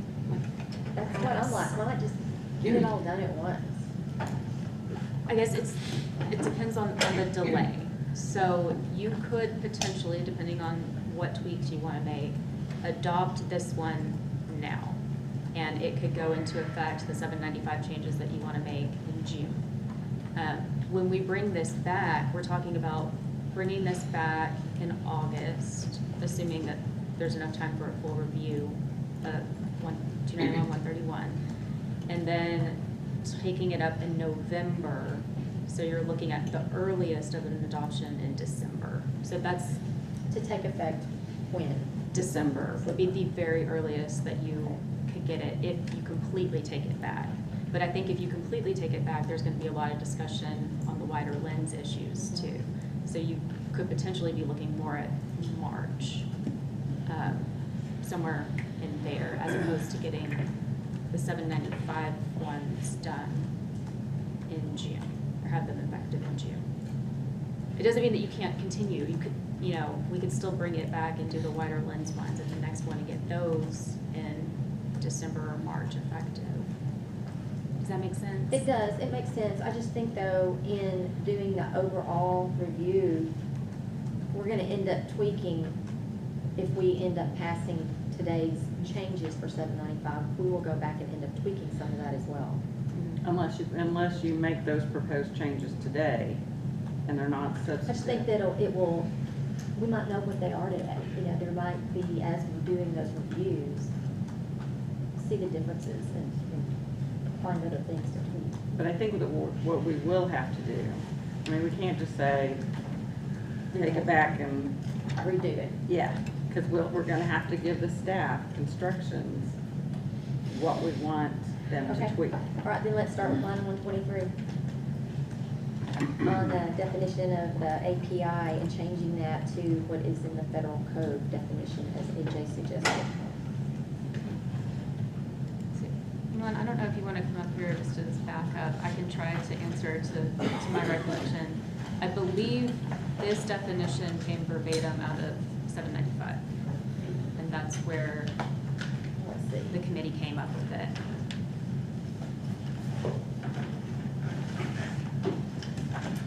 All right, Iman, can you help us out? Good morning, everyone. As Megan just indicated, that definition of API did come from 795.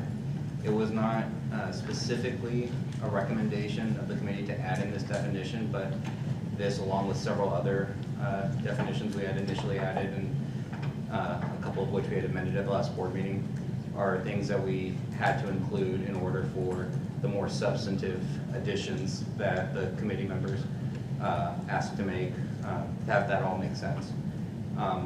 Because this isn't something defined in statute, we certainly have the ability to tweak the definition or to replace it fully if y'all prefer the federal definition. I will say that any change we make to these definitions will cut against the recommendations of the committee and possibly alter the intention of their recommendations. But it's, yeah, up to the board on which definition is preferable, and we can certainly make that change if you would like. Jenny, is the difference really, is it a big difference in the definition from 795 to the federal? Do y'all have his comments? Do you have access to them? Yeah, Jason? they're on, Where he says active pharmaceutical ingredients mean any substance that is intended for incorporation into a finished drug product and is intended to furnish pharmacological activity or other direct effect in the diagnosis, cure, mitigation, treatment, or prevention of disease, and so on and so forth. Does not include intermediates used in the synthesis of the substance. I think that's more clear.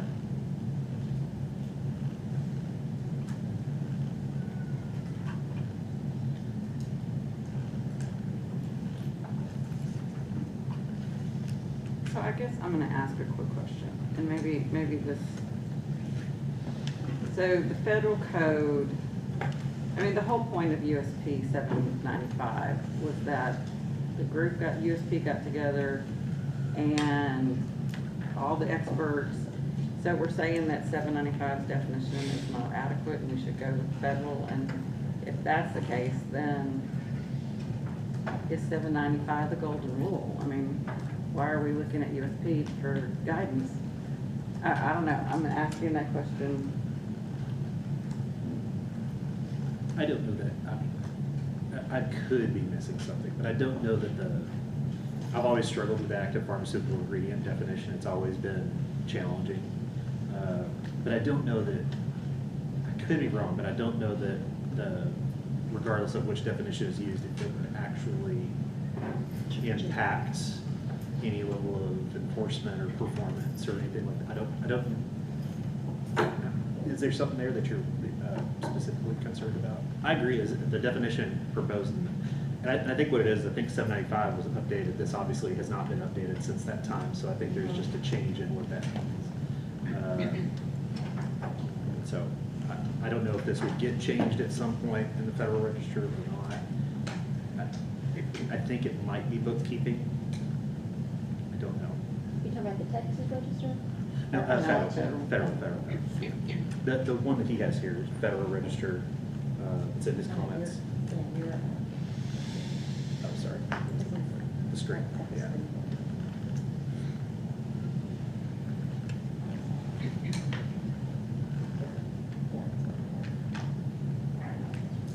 think it boils down to the thereby becoming and how it can mean the intermediates when you're synthesizing a drug. It's you being in mind your It's the compounding process, Yes, right? yes. All these things happen before we get the final product, Right. right?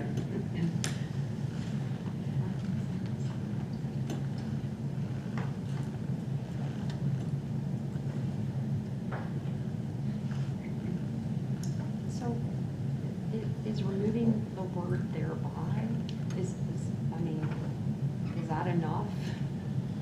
It says, you know, any substance intended to be used in the compound of the preparation becoming the active ingredient in that preparation and furnishing pharmacological activity, blah, blah, blah. So, I don't know. Is it the thereby? Yeah, you could replace it with simply as. And I could be mistaken. I don't think we have it. We have immediate access to the chapters. Unless I missed it. I have it right here. But I don't know that does it say thereby becoming? I thought it said as. I always thought it was any substance intended to be used as the compounding of a preparation as the active ingredient in that preparation. That's the definition I'm more familiar with. Say that again? Instead of Thereby. thereby becoming or thereby becoming, it's as. So it's any substance intended to be used in the compounding of preparation as the active ingredient in the preparation and furnishing. Blah, blah, blah, blah, blah. I think Iman's looking at verifying for us.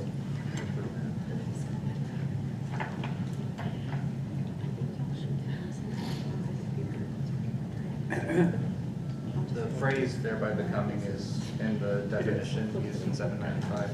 I think the definition that we have now is verbatim from USB 795, except for, as you may recall, last meeting we removed the phrase or mixture of substances. But other than that part that we took out last time, this definition should mirror what's in 795. So can I just, Jenny, are there, I totally get that's the different. Are there things, to Randy's point, that are materially wrong with the additions that we should correct that would affect safety or procedure or something like that, that we could address with this instead of going through each one just for the wording? Because we'll be here all day. I think we're gonna be here all day. Could we just address those that have some material, change? What, like bypass this definition and go to others? Yeah, so if this is literally, we're just wordsmithing it by a couple of words, could we go to the parts that you feel like that we're adding that are not right, that would affect? Okay, you let's know, come back to the definition. Yeah, So come back to let's the go definition, to, actual preparation of a compound. line 146 on the primary engineering control. Okay. It's not just for hazardous drugs. I agree with the definition submitted by AJ. That's a little more consistent. I think, yeah, because the idea is to prevent powder contamination. It's less about whether the drug is actually hazardous or not. Because you use CDUs whenever you do it. Capsule, putting powder capsule over the capsules and all those things. So I think the less restrictive definition of that would be helpful.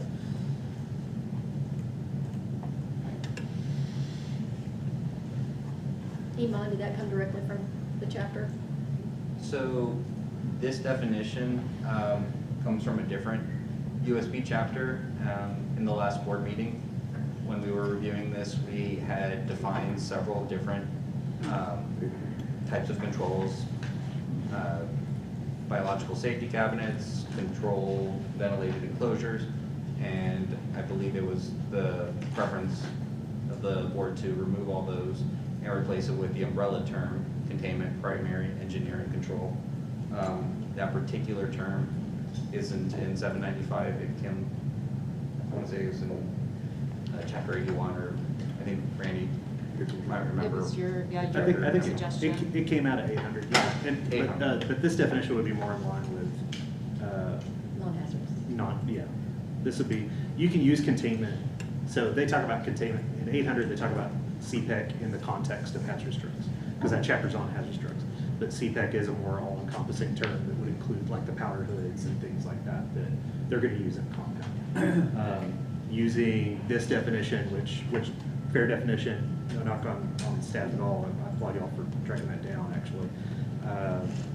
You know, it could cause some unnecessary expense on the part of our pharmacies because they'll be thinking they need to get more of a hazardous drug hood versus, you know, more of the basic CBE.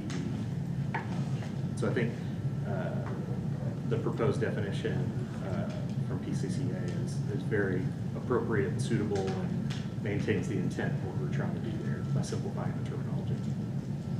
And doesn't have any, you know, unintended consequences for some of the pharmacies. So are you suggesting that hazardous be replaced with airborne contaminant? No, I actually suggest what is in AJ's comments under line 146.6. The definition he has there is a good definition. A full or partial enclosure that uses ventilation principles to capture, contain, and remove airborne contaminants through high efficiency particulate air filtration and to prevent their release into the work environment. I think that covers the intent successfully.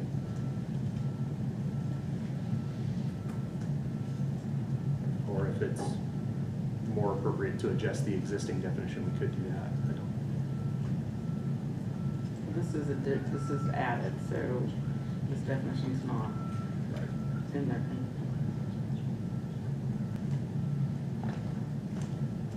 You could remove 2 hazardous drugs. You could say airborne. Let's see. Exposures to. You could strike 2 hazardous drugs by controlling emissions of. I think that would be the simpler fix to use the. That way, we're using the existing language present.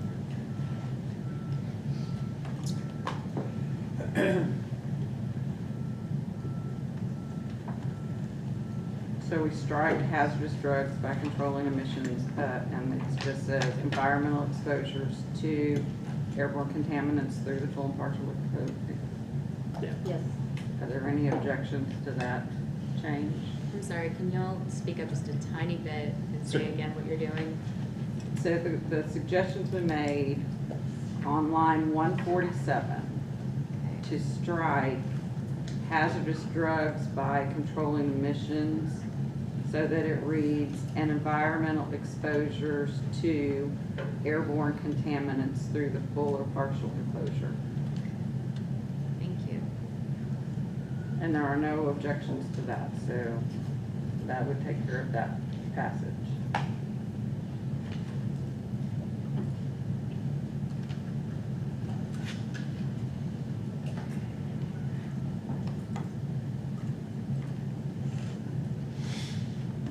What would be the next you want to look at, Jenny? I'm making sure it's highlighted in yellow. Just has to be good speed.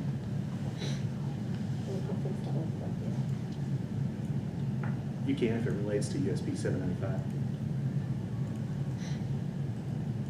Correct. Yeah, it's a USB 795. Well, yeah, like the.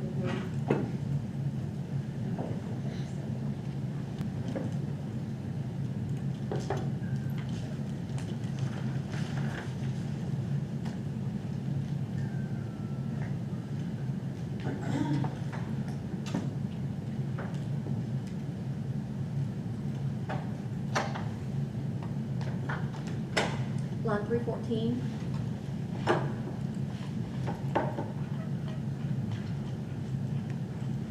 Appropriate measures shall be used to prevent cross-contamination between compounding non-sterile preparations, period, removed with different components.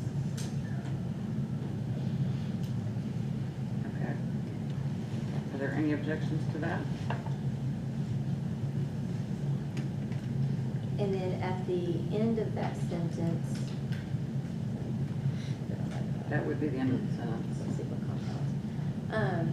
No, because there's some scratch throughs, including dedication of Okay. equipment for such operations, of meticulous cleaning or contaminated equipment prior to its use for the preparation of subsequent compounds rather than of other drug products.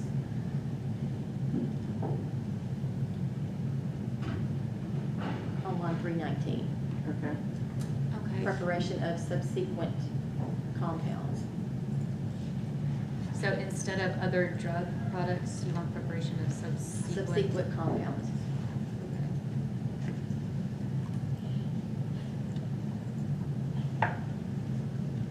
Any objections to that change? Okay. And before we move on, just to make sure I have it clear, the first change in that sentence, could you repeat that? Sorry. Striking with different components at the very end of the new language. Okay, thank you.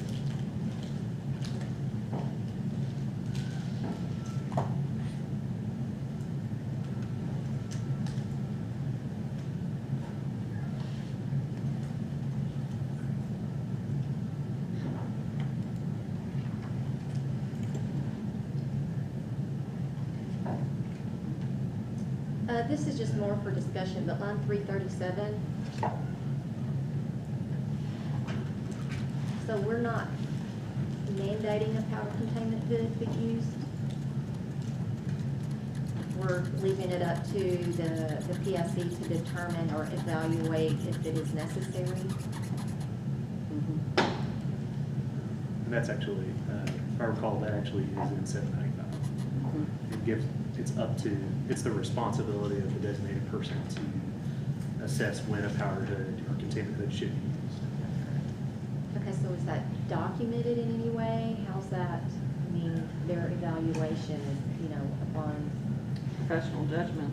It'd be like any, like, It does say assessment shall be Assessment should be documented. documented. They have to have SOPs. but and she's then- asking, what are they gonna use? If, Like, what is that process of evaluation? We don't have. Shouldn't that, isn't that it has to be in the SOP, facilities SOPs?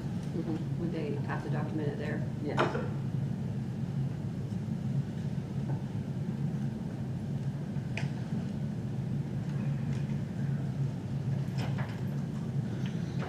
Did you have any strong opinions about the daily calibration 323?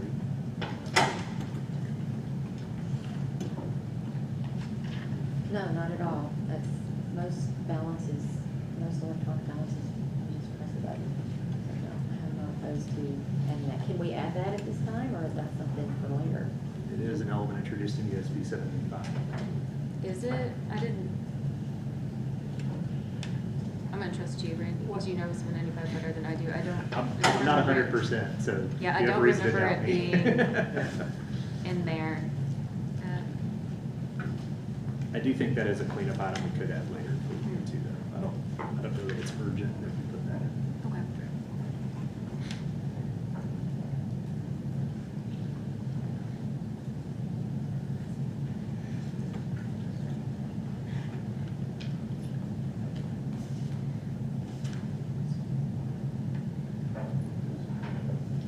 I don't see that reference specifically in the equipment section of 795, but it could easily be somewhere else.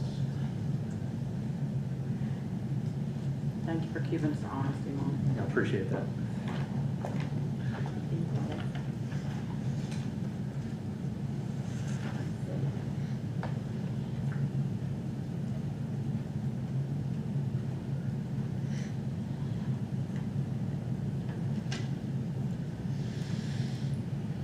There's a lot Yeah. of comments about the on-usage dates. I don't know, you know, adding flavoring, not adding flavoring. I don't know if that's part of 795. What line is that, Suzette? Well, we're starting, let's see, 387 talks about just the on-usage dates, just in general.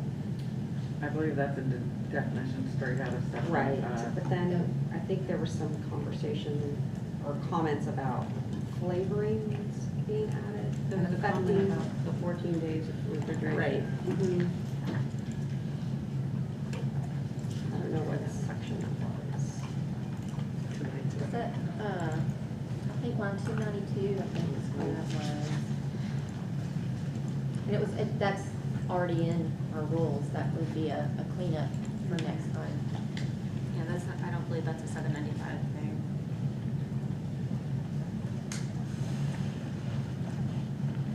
I do, line 545 is a new part, the lack of requiring documentation of quality control procedures on mixing commercially available oral liquids or creams intended for external use. Did that come out of 795? No, and I apologize for confusion on that. So that actually is already in the rule, but because of how we moved some things around because of the changes we're making, we just moved that language from a different part. So if you scroll down a little bit further, you can find that language being struck out at a different spot. So that's an existing requirement. I have an issue with that. If, say you're mixing zinc oxide with cholestyrene, and there's a recall on that zinc oxide, there's no way to track it if you don't have a quality control procedure. Is it not in your compounding record? It should be. I read this to where you don't have to have a record. You're just mixing two things at your counter and you don't have any type of quality control, no formulation, no mixing method.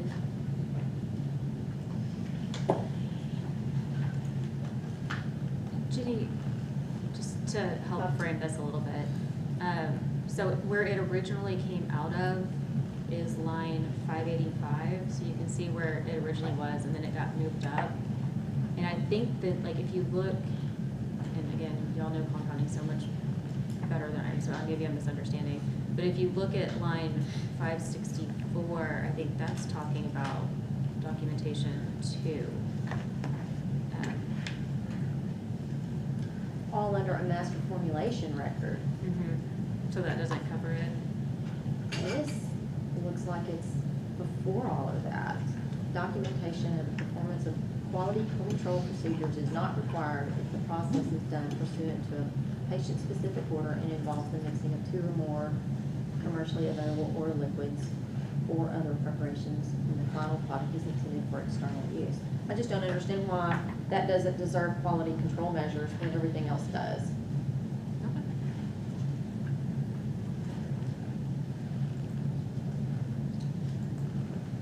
So is that something that was discussed on the panel, or is that just things Yeah, that was just already moved to around? facilitate the restructuring of other language. And That's it's a, what our- yeah, a very that's what valid the- point. That's what It was already says. there. Yeah, that's It what the says it rule now. currently says. Okay, so that would be a cleanup for later.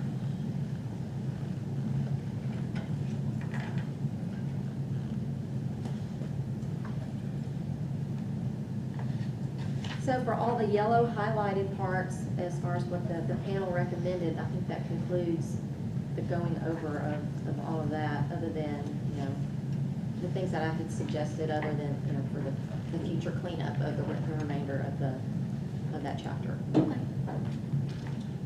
you have anything else? I was gonna ask if it was appropriate to go ahead and, to fix the defunct chapter references.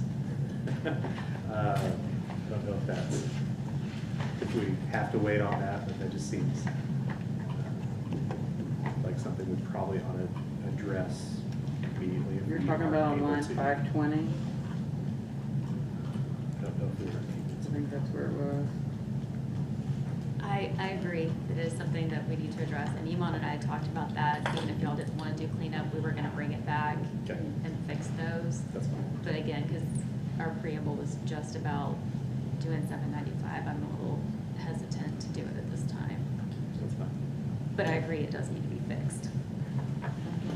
That also gives an opportunity to reference and kind of confirm what chapters should be referenced here too, because maybe there's something beyond 1163 that was covered by these 2 chapters that we would want in there.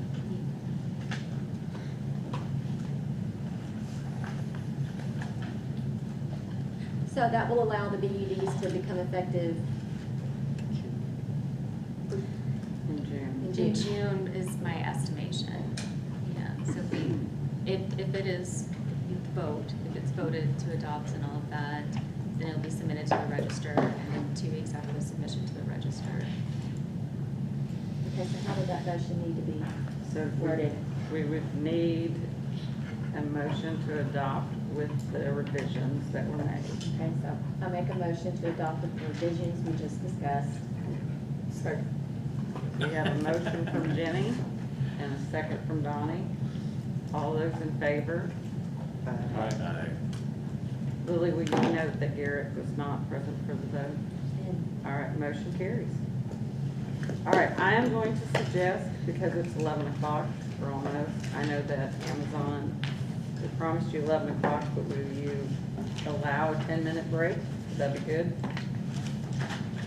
Okay, we're gonna recess for 10 minutes, come back at 11:10, please. Well, that's a little bit more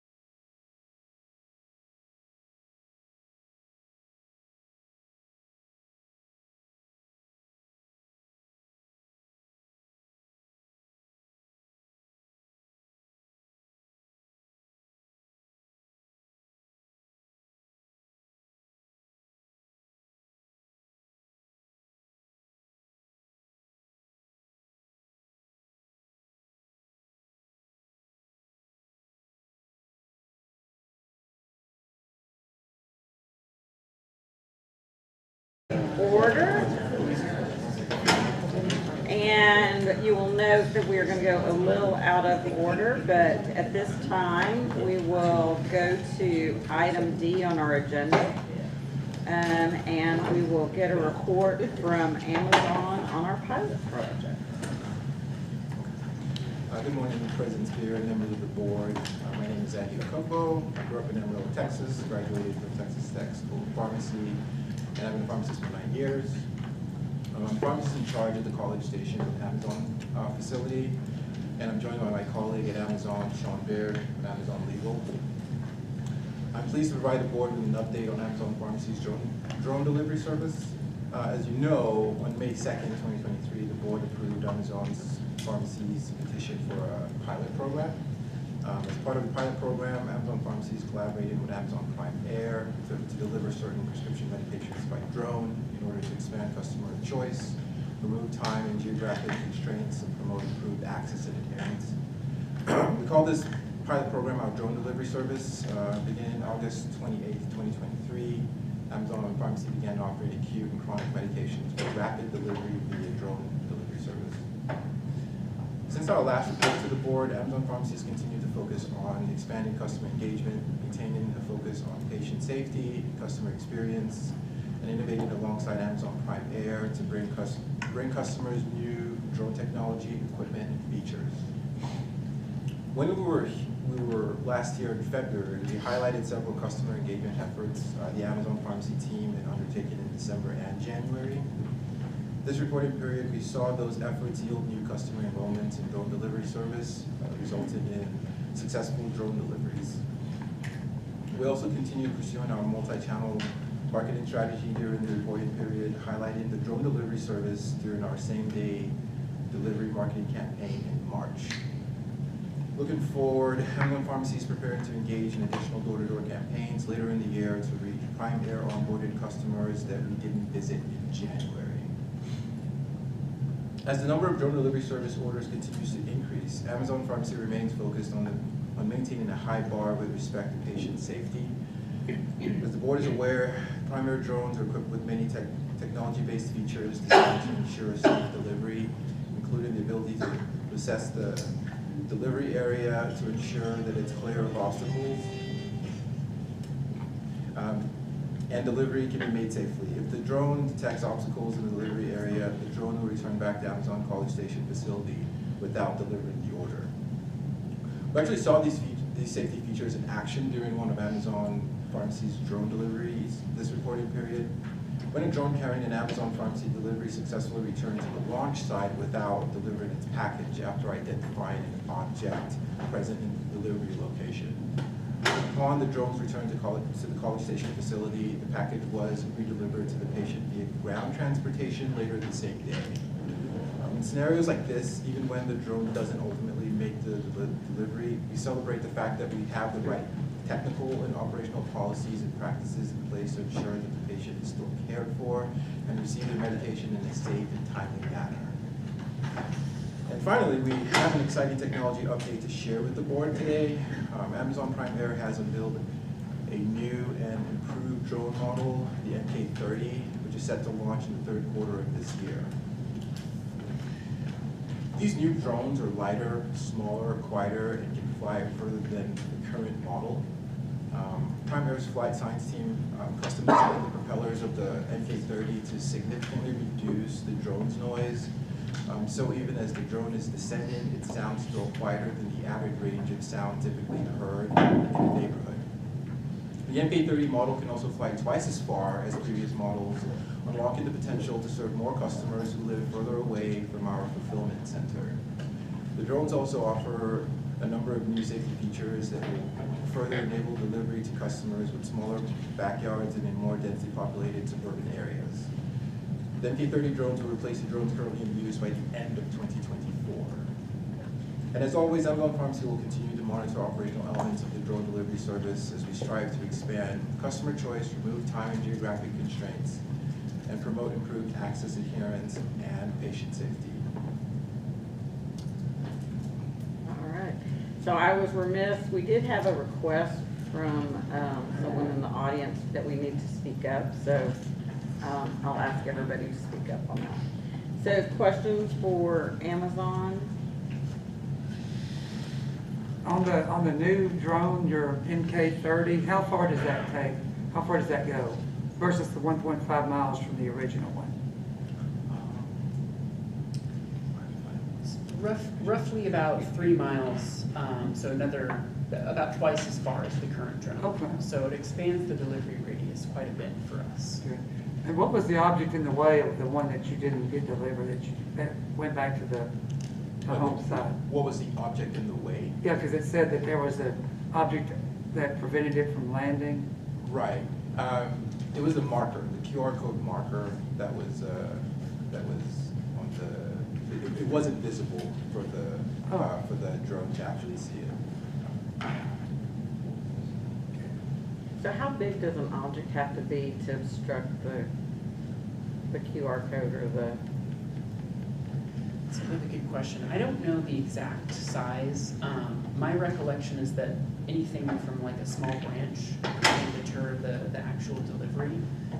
So in some ways it may almost be overly sensitive. Yeah. But we're hoping that with the new technology, we can be a bit more precise with respect to that kind of delivery site, so that kind of smaller objects we might be able to account for. So the prescription went back to your fulfillment center and it was delivered? Is that the process? Yeah, that's the process.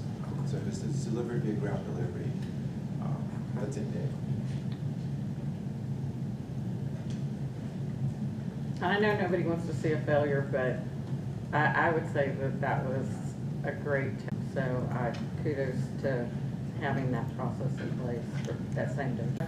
When you're not able to deliver it, then you can document that, like there was a dog in the way or something. You don't document We that don't in some way. photograph the backyard for privacy purposes. Yeah, I understand. But we would be able to, certainly, we are tracking and would know that we were unable to deliver. And obviously with this customer in particular, we're able to notify them and say, look, we weren't able to deliver as a result of this obstruction. Okay. But we'll be sending your shipment out. Okay. Thank you. And agree also, we wouldn't even necessarily characterize it as a failure, and really believe that our sort of technical and operational processes kicked into gear and we're able to ensure that it's a safe delivery. So do they all have to be in the backyard? They don't have to all be in the backyard, but our team currently, our Pioneer team, does inspect where the delivery site can occur. And so oftentimes it makes the most sense to be in the backyard. But I don't believe every single Pioneer customer has a site in the backyard, and some maybe in the front yard or on a driveway. And does the person have to be there at that house when it happens, or do you just leave it? They do not have to necessarily be home, however, they're notified immediately after delivery occurs.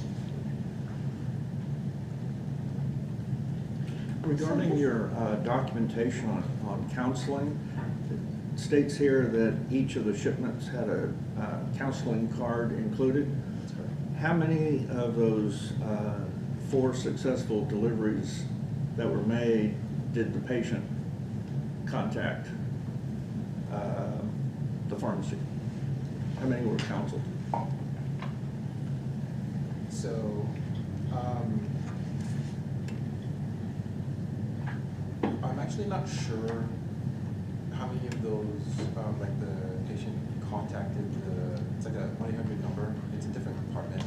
You can look up that information and see if they called for the service of counseling, but I don't actually have that information.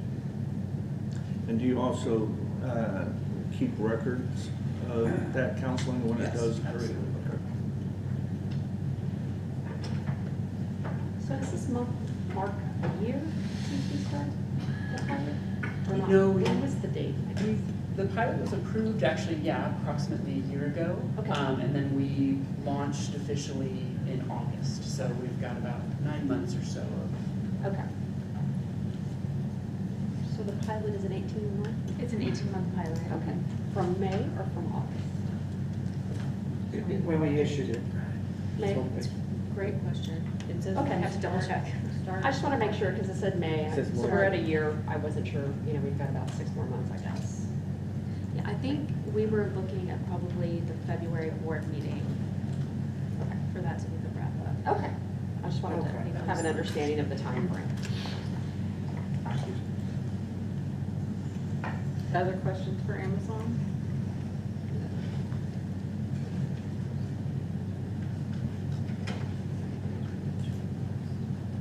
Ladies, any other questions? All right. As always, we thank you for coming and we look forward to your next report. All right, at this time, we're going to go back to the agenda to C-2. And John, would you like to take us through our proposed rule? Yes, Madam President. The only proposed rule today is 281.69. It's regarding automatic denial or revocation. And these amendments this morning clarify subparagraph lettering and correct grammatical errors. So there are just two. The first one's on line 19, which adds an "and" to indicate there are two requirements that must be met. And then line 21, which changes a "for" to a capital C, which makes it the third requirement. And those are all the changes. All right, do I have a motion to propose? Motion. Have a motion to propose from Bradley, a second from Randy. All those in favor? Aye. Any opposed? Motion carried. John, would you like to take us through the rule review? Yes, Madam President. Behind C is C.3 is our rule review plan for fiscal year 2022 through 2025 review and approval. And state law requires that you review the rules on a 4-year cycle. And while state law requires you review them on a 4-year cycle, what you're looking to see here is if you still need these rules. It is not about the content of them. We have two sets today. The first one's up for adoption. And that starts with C 3.1.1, concerning Chapter 281, concerning administrative practices and procedures. We also have up for adoption C 3.1.2, starting Chapter 311, which that concerns the Code of Conduct. We have C 3.1.3, which concerns Chapter 291, concerning pharmacies. That's all classes of pharmacies. C 3.1.4, regarding Chapter 291, concerning pharmacies. That's clinic pharmacies, or Class Ds. And then C 3.1.5, that's Chapter 291, concerning pharmacies, or non-resident pharmacies, also known as Class Es. And finally, up for adoption is C 3.1.6, regarding Chapter 295, concerning pharmacists. And those are all the ones up for adoption. All right, do we have any comments, questions, or a motion to adopt? I move to adopt. Second. Okay, Donna has made a motion to adopt. Suzette has seconded. All those in favor? Any opposed? All right, John, how about our proposals? And the ones up for proposal, that's C 3.2. The first one is C 3.2.1, that regards Chapter 291 concerning pharmacies, specifically institutional pharmacies, or Class Cs. And C 3.2.2 concerning Chapter 303 concerning destruction of dangerous drugs and controlled substances. And those are the two up for proposal. All right, is there a motion to propose? Donnie has made a motion to propose. Randy has made second. All those in favor? Aye. All right, that carries. All right, at this time, we're going to, again, move a little bit in the agenda, and we're going to go down to F10. And we're going to go through our sterile compounding. We're looking at the areas in blue. Those are the areas that staff still needed some direction on and some clarification. And again, you know, just a reminder of the process. This will allow us, or allow staff then to bring proposals in our August meeting. So in November, then we would look for comment and be able to move forward from there. So Megan, would you like to take us Yeah. through the chart? Thank you. So as you may remember, January 23rd was the last meeting of the Sterile Compounding Subcommittee. And the chart behind F10 summarizes the recommendations. You did see this chart at the February board meeting.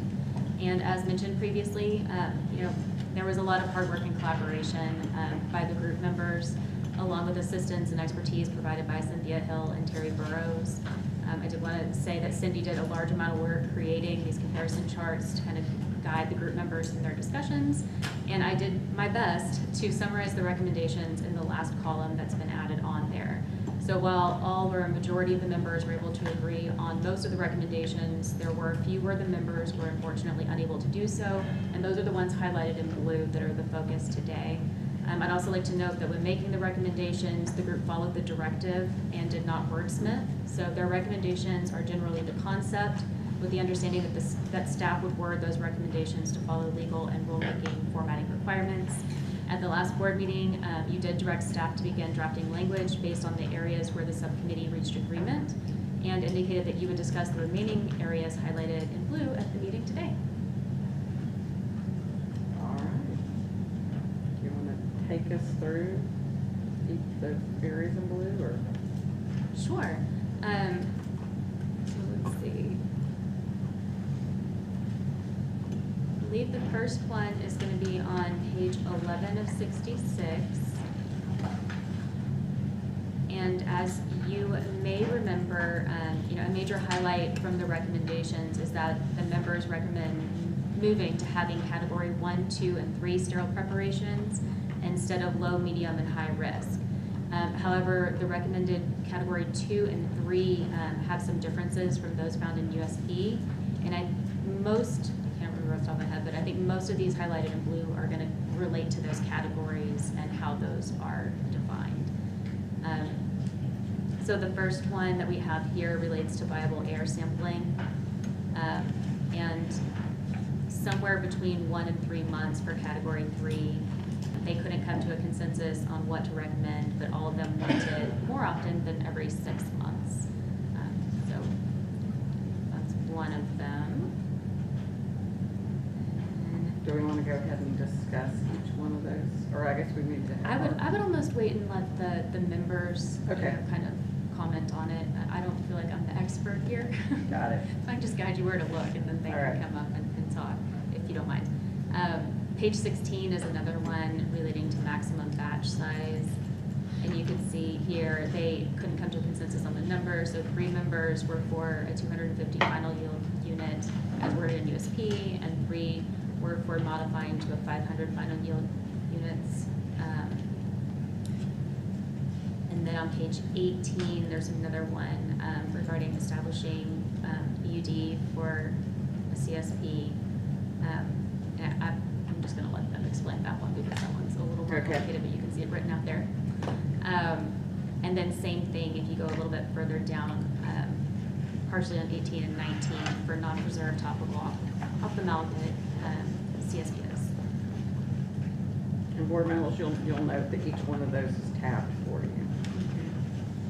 So at this, why don't we go ahead and bring up, we'll bring them up one at a time. We've got the 3 people that could make it. We have one that could not. He was on vacation already, so he sent in a taped message.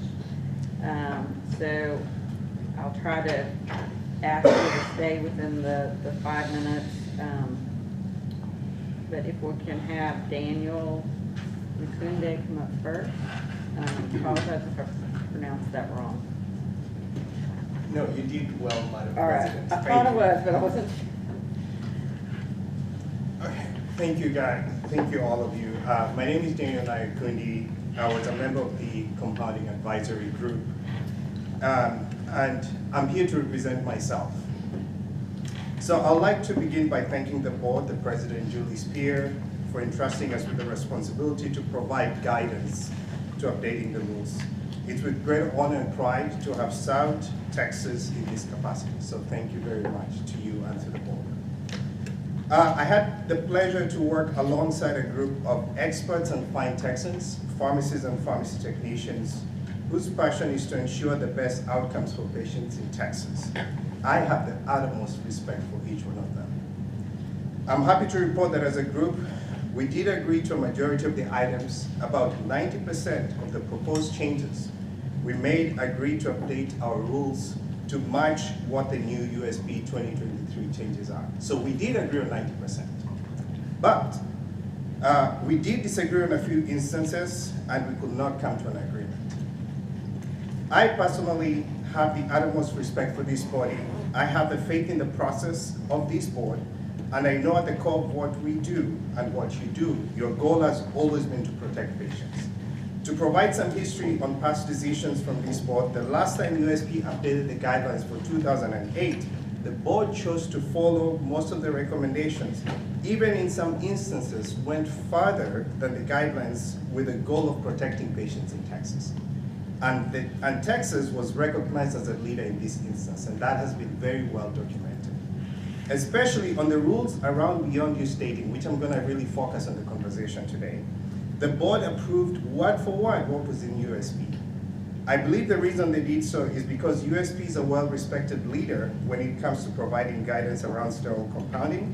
I'm also fully aware that USP recommendations are guidelines, but they are good guidelines. The guidelines they provide are adopted by many, if not all the states, many hospitals and other institutions across the country adopt them because they know that they will keep our patients safe. In addition, these recommendations are based on scientific studies, peer-reviewed or published literature. This is why most states in some cases have adopted the whole entire USP guidelines. This to be clear, I'm not in support of a blanket approach. I believe Texas is different and a great state for this reason. Whatever we are given, we analyze, we review, and we make our own decision as a state. To this end, there were items requiring like stability studies that would have costed Texans about $30,000. And I can tell you as a group, we decided not to adopt those because we could identify safer ways to provide this data without impacting patient care. So we did make considerations on some things that we didn't want to just have a blanket approach. I strongly believe as we look to the future, even as we are learning more about how to protect patients, because USP is always evolving, my ask is we take the same approach we did in the past. So, just to make it clear, I'm not concerned about most of the entities in Texas, especially those represented in this room. What I'm truly concerned about is bad actors who will take advantage of the system. Most Texans I know are good people and they will endeavor to do the right thing. It's the few actors that are bad that I'm really, really worried about. At this point, I would like to address the areas where we disagreed. And I'll try and keep it less than 5 minutes. We as an advisory group disagreed on what beyond use dates to use and as to whether we should require sterility testing when assigning longer beyond use dates. The votes were split in the middle. One side was in favor to follow the new USP changes, while the other was in favor of creating a unique BUD bracket for Texas. I was on the side, and I am still on the side of asking that we adopt USP guidelines to our rules as is when it comes just to BUDs. Because, one, I work in a hospital, and pending the decision that is made, hospitals due to reimbursements are bound by CMS rules and with each Joint Commission accreditation, which we all agree keeps our patients safe. As a result, all hospitals are required to follow most of USP guidelines as long as they do not undermine Texas rules. Lack of alignment in this area will definitely be a concern. This will cause a confusion to our pharmacists. Imagine pharmacists having to make a decision on which of the two is more stringent, because that's what will occur in this situation. Which one do they follow? Do they follow USP because it's more stringent than Texas, or Texas because it's more stringent than USP? I know Texas rules are minimum standards, and I agree that. But that does not remove that having two sets of standards will not be confusing, which we know it will. And anytime you have confusion, especially in a hospital, you're going to have errors. And that's something we all have to be mindful of. And knowing how long it takes for these rules to be adopted, it may be another 10 years for pharmacists having to learn two sets of rules. Two, I believe this was the most crucial part. My colleagues want to change and create a new bracket and not require sterility testing for longer BUDs, and they want to do so without providing any stability studies, any peer-reviewed or published literature to justify the need to adopt the recommendations. I can honestly tell you all what I told them. It's not that I'm opposed to what they asked. Rather, in good conscience, knowing that I'm doing the right thing before God, my fellow Texans, my neighbors, and my future self as a patient, I could not support their recommendations based on a feeling. Just imagine for a second what they're asking us. They're asking us to risk patients' lives by increasing BUDs, not requiring sterility testing, for longer BUDs with no scientific rationale or evidence or otherwise, and I'm not willing to put patients' lives at risk without any objective data, and I'm kindly asking this board not to do so without evidence of patient safety. To this day, we have not received any data to support the change. Thirdly, and the last, adding additional BUDs and what they are asking for adds no benefit to patients, other than added risk of getting contaminated products. The argument that was put forward by our colleagues is that it's going to be cost prohibitive, leading to denying patient care access of medications because increased costs for Texans will impede care. I agree. This board, as much as we are interested in protecting patients, we do not want to make it too expensive for the patient, that they are not able to get their medication, because that will be a risk in itself. But the truth is, that is not the case in this situation. Changing BUDs down from 90 to 60 or increasing them from 60 to 90 or 45 to 60 does not stop a business from making any drug. As much as I empathize with the argument, that is not the case in this situation. I strongly believe that BUDs, whether they are 45 or 60 or 90 or 120, a company or small business can still make the product, only that it will have a shorter BUD. Nothing stops them from making the product. Anyone who claims otherwise, I can promise you they're misrepresenting the truth. The goal for most business is to do fewer batches and assign longer BUDs. And I'm not a cynical person, so I'm not going to try and claim it's a profit-driven argument. But it's hard not to see what is driving the conversation. In this case, not to perform sterility testing, which is my biggest challenge, is not the safest thing for patients.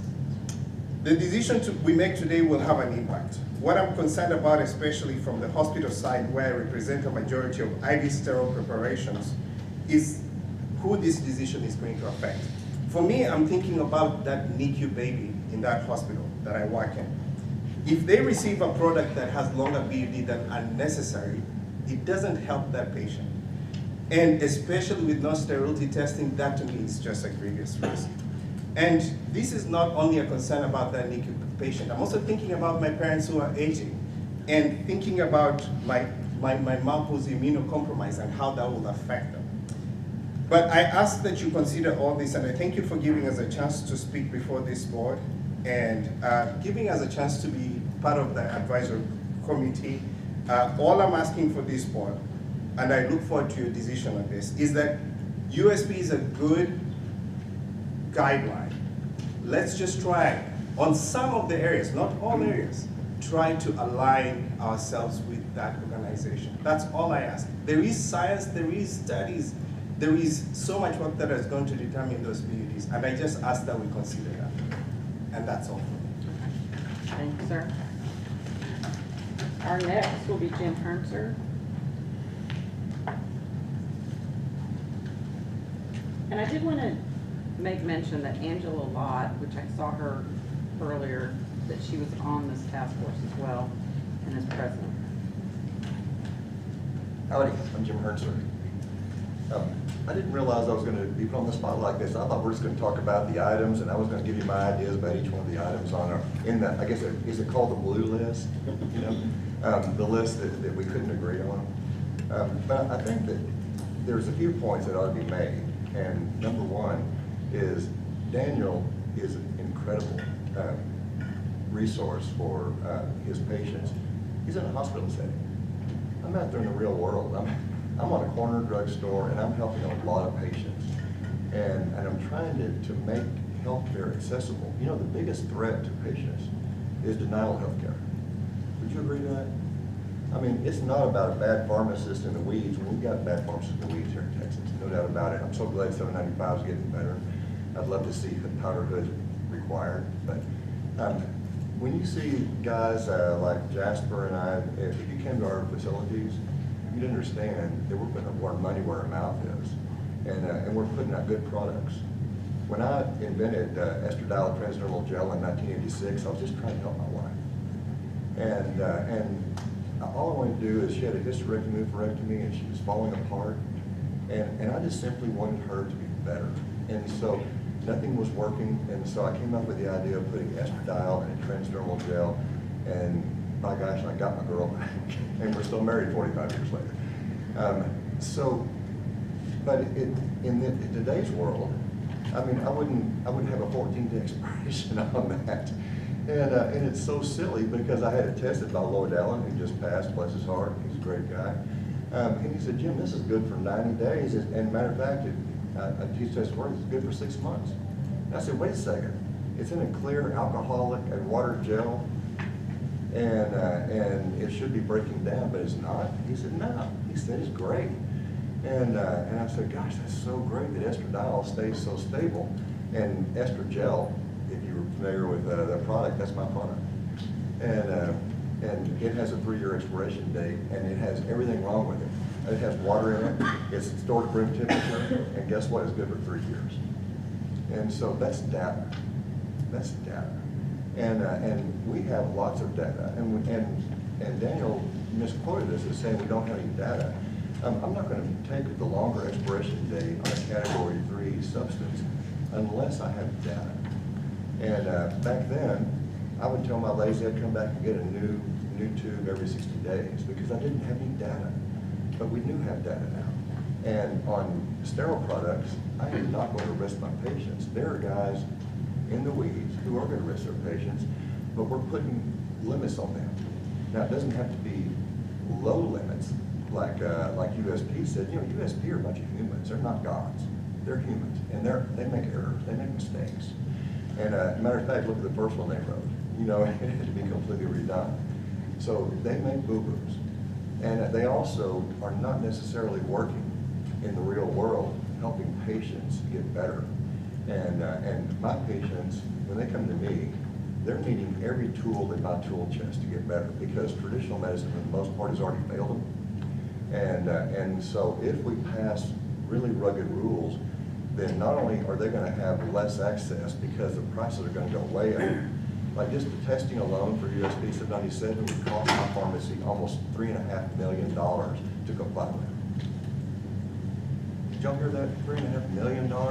I've got a spreadsheet here. I did a study on it. I don't have $3.5 million.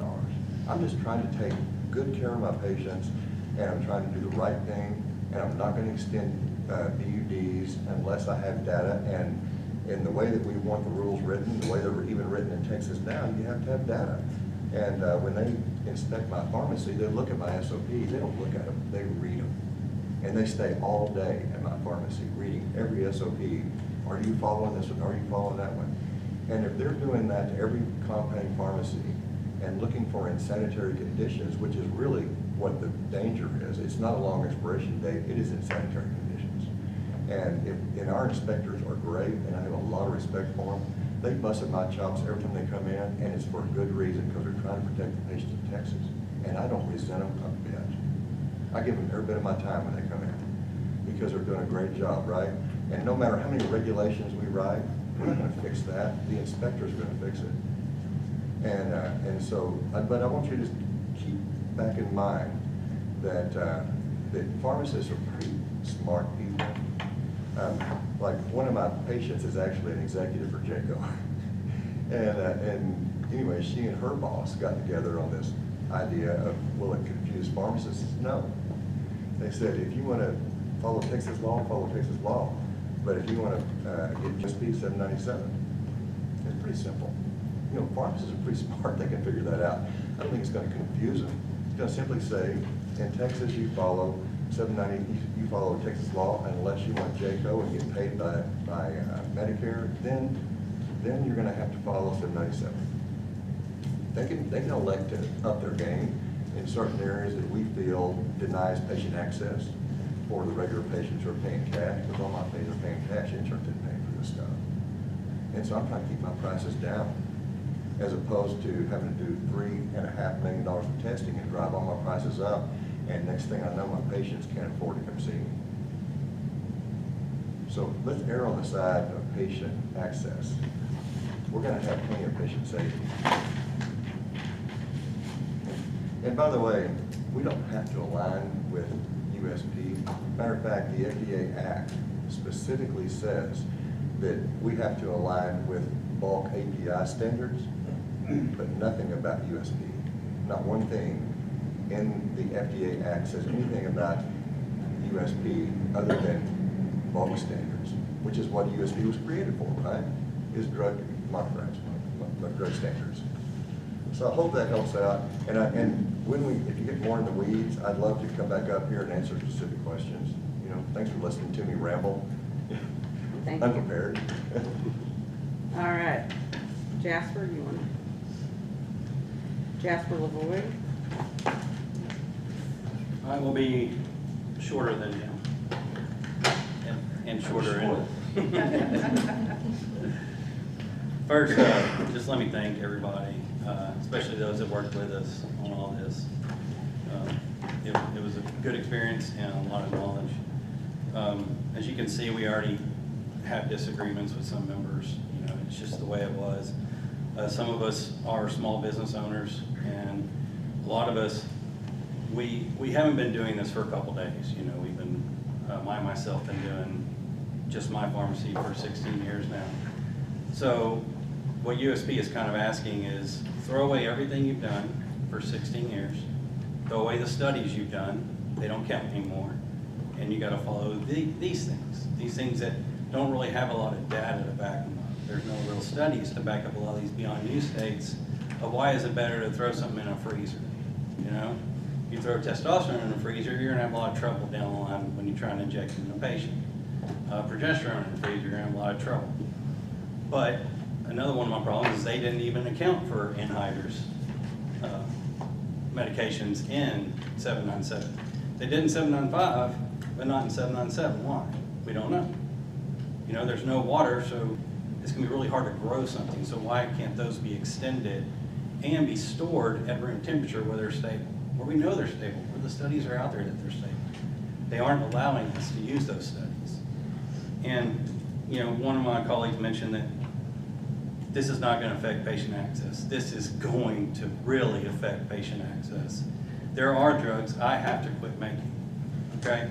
I did just like Jim, I did a chart. I figured out how much it would cost me to continue as is. And to continue as is, it's $1.7 million just in initial studies. That doesn't account everything else I have to do to keep up with the changing regulations for, as if you adopt it straight as, okay? And there are things on here like vancomycin eye drops, tobramycin eye drops, you have to have those on hand. Dexamethasone auditory injection, you have to have those on hand. And if you follow some of the regulations they want you to follow, you're only gonna be allowed a day, 4 days, you know, so you're gonna have patients going blind, patients going deaf. How is that great for patient access? It's not. Let's use it as a outline, and let's make it better. And how do we make it better? In my belief, I think we make things better by making the compounding better, making the places cleaner. Let's monitor them more often so we know they're clean. Let's test some things more often. For example, in our facility, we do finger touch plates on every product. That way we know, say if we don't have to send it out for sterility, if we have some suspicious growths, we can hold it. You know, we can test it. We send it out for sterility. We send it out to identify what we grew. You know, those things that we can all do. You know, it's a lot less expensive to do that than it is to just adopt everything based off dates that don't make sense. Dates that someone just pulled out of thin air and said, let's put that on there. And that's what it feels like. So, I also think that we could end up harming patients if we adopted it. Reason being, with shorter beyond use states, you have to have people compounding more often. They're going to be in that room a lot more often. So once a day, they're going to have to go in 2-3 times a day. What does that do? Well, that increases a thing called bioburden in your clean room. Basically, you're bringing in more bacteria every time someone comes in. Do we really want to do that? I mean, I have certain things that, you know, you bring in a random person, and we have identified random growths from that random person we brought in. You know, one of our husband's workers was working with wood from China, brought in a bacteria that only is found in that wood from China after changing scrubs, after washing hands, after putting a hairnet on, after putting on sterile scrubs. Still, it got on a growth plate. So we know we can control those things. With so many people coming in and out, it's a lot hard to control, which is dangerous for patients. Let's see, anything else I got?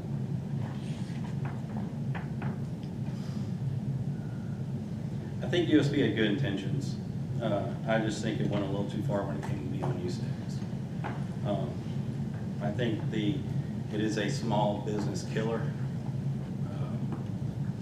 I think it benefits certain aspects. If you compound category 1 and some aspects of 2, they have better dating. Whereas if you go to our world, we have much worse dating. So you have one aspect of business it's favorable, and one aspect of business it's not. And then you have to look at 503Bs. 503Bs would love for USB to go through just like it is, because it's going to cause us to quit making things. Who can pick up that burden? They can. So that's all I got. I want to thank you again, and I'm here for any questions. Thank you. I think Ms. Lilly is going to set us up for our next.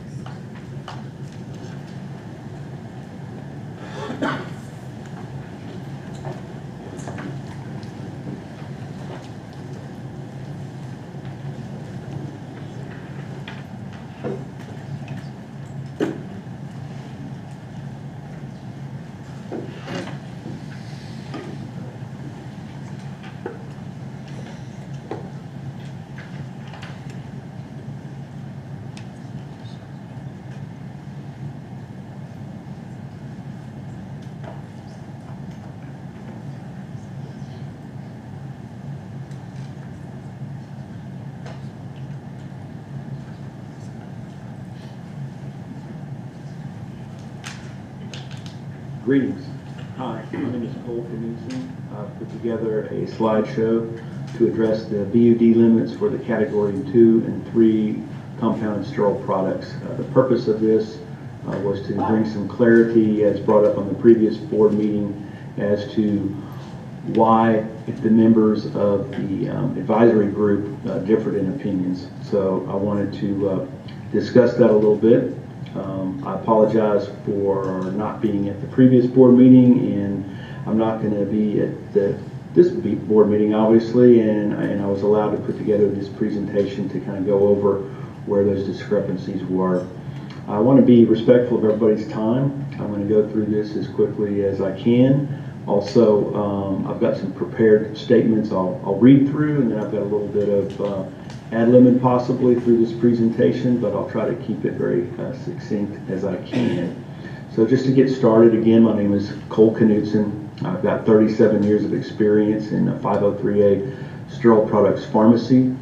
My professional journeys encompass roles in hospital, office infusion, and notably the last 19 years at Central Admixture Pharmacy Services, otherwise known as CAPS, which is a 503A sterile compounding pharmacy. We're dedicated to supplying hospitals with injectable products derived from sterile finished pharmaceutical components with a significant focus on TPN, total parenteral nutrition. Some of you may be familiar with this, some maybe not. Typically, though, to explain it, I would say that everybody's familiar with preemie babies, the neonate babies, and this is the formulation that keeps those babies growing and alive. It comprises of amino acids, dextrose, electrolytes, trace elements, multivitamins, and more. And the babies, basically depend on that for their growth and survival.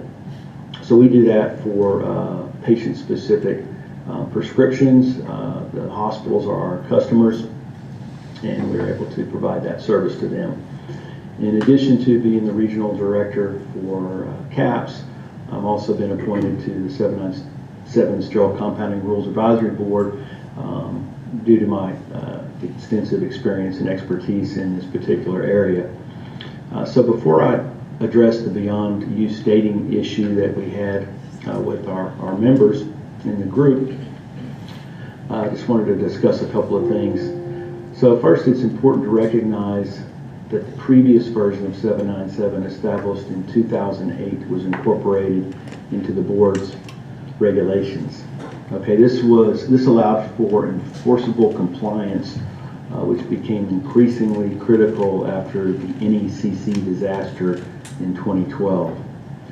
So our task was to update these board regulations to be in line with the new 797 standards released in November of 23. To provide some further context, the advisory group consisted of 6 pharmacists, 3 of whom shared a background similar to mine with hospital and IV room experience.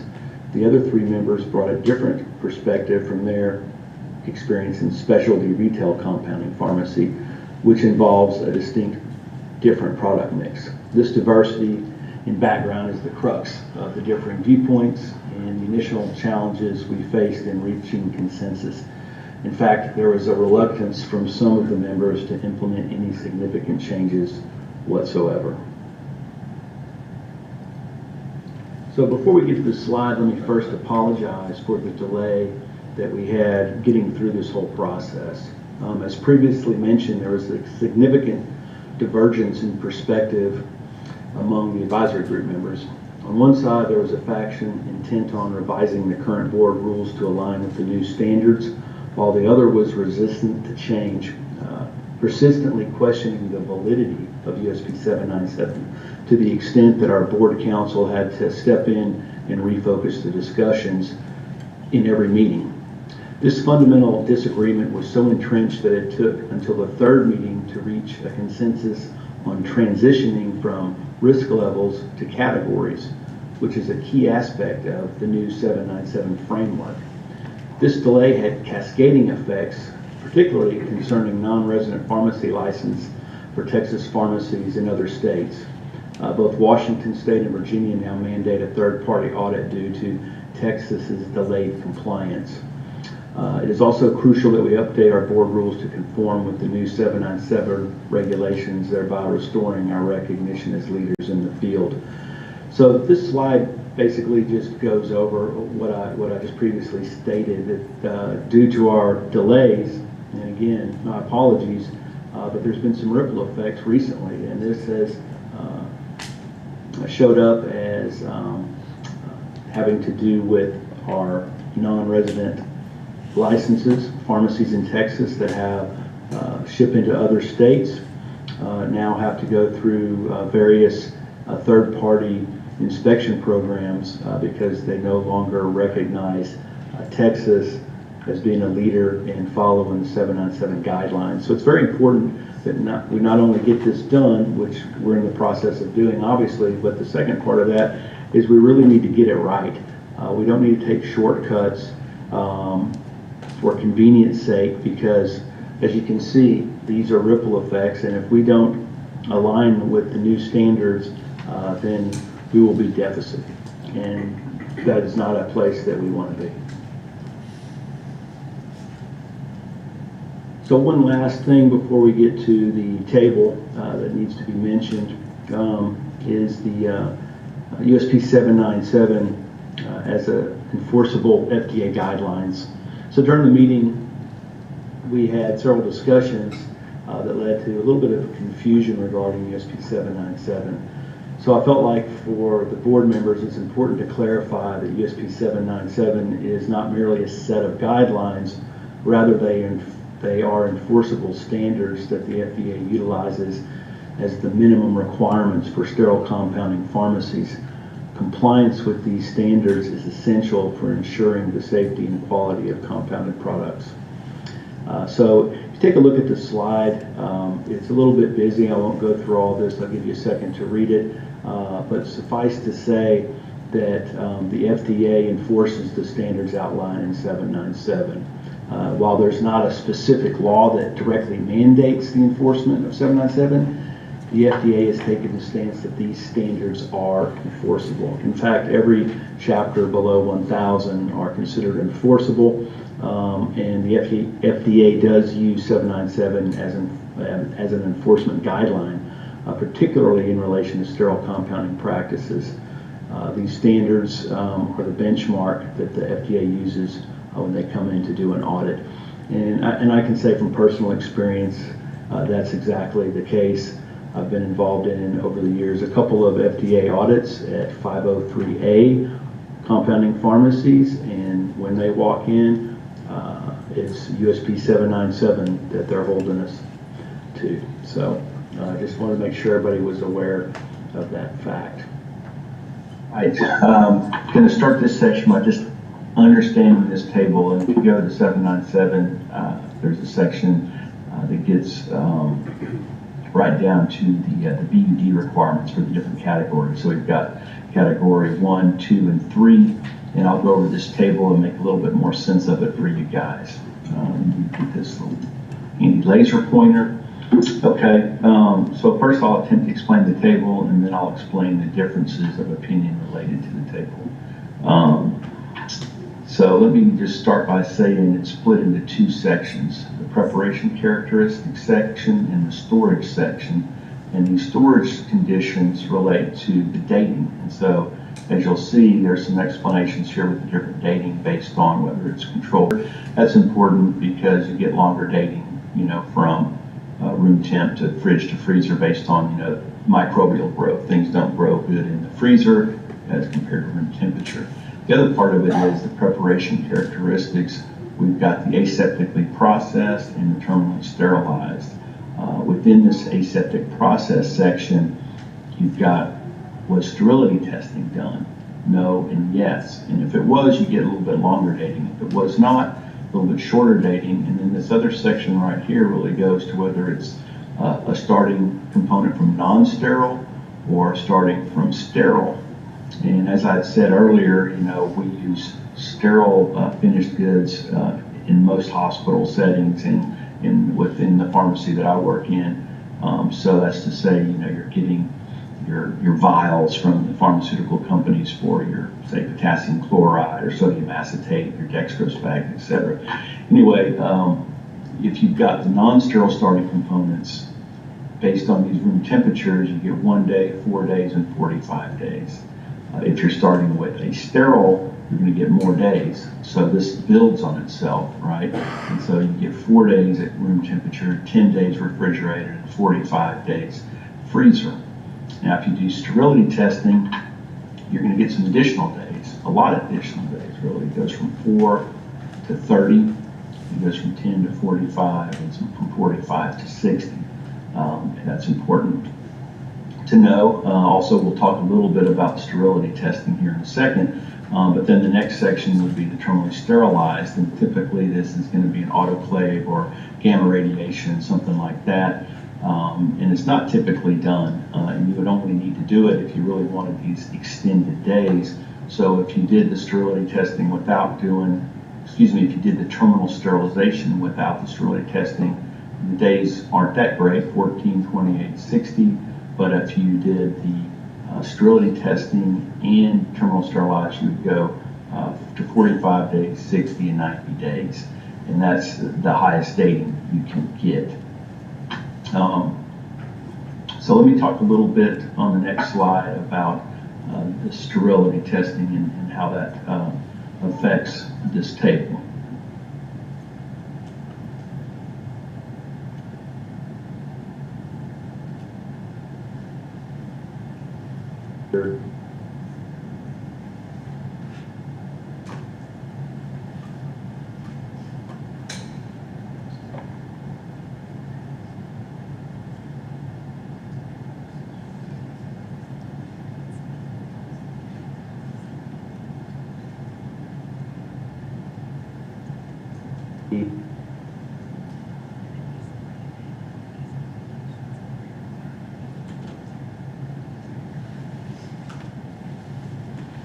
The batch. And this section below gives some guidance on to how many you need to test.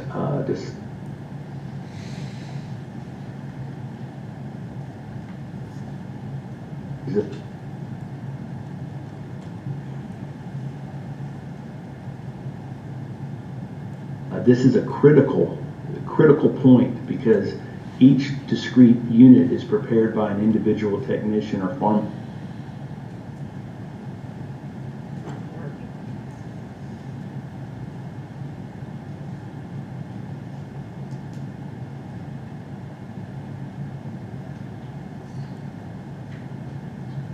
There is a potential for risk of compromising or contaminating the product. Understanding this risk is crucial. There was a lack of alignment on this matter. So let me get back to the table.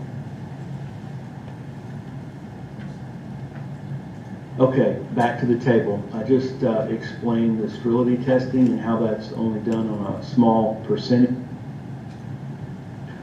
And then, so now we'll talk a little bit about the terminally sterilized section. So this is done on 100% of the. Do this, it goes to longer dating. Basically, the disagreement was that they wanted the longer dating without doing. They wanted to go from aseptically processed, sterility tested, with this dating, and there's various methods of terminal sterilization, and the most prevalent include heat sterilization and radiation. And while not all products can endure high heat, the majority are suitable for gamma irradiation. This comprehensive sterilization process is applied to the entirety of the product, so 100% of the product significantly enhances beyond use dating. The point of contention that emerged pertains to the preference for the extended dating afforded by terminal sterilization, yet their inclination is towards conducting only sterility. It's problematic because sterility testing is limited to a small sample size and each dose, which diminishes the guarantee that all products are sterile. So that was the disagreement. One of the things that was brought, patient access, that it could affect that, and cost. And the dating here is still pretty good. Dating, I don't believe the difference between these two dates really affect patient access, but I can see it affect. Also, terminally sterilized products, that could be costly if you bought your own equipment, but there's plenty of around new regulations, and it seems like that might be an area where you could go to a third party, get your products. Is that was your choice if you wanted to get the extended dating.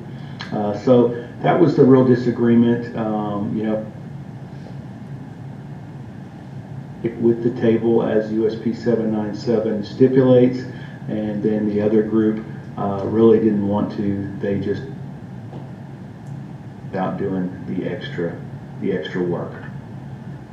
So now we'll go over to the category 3.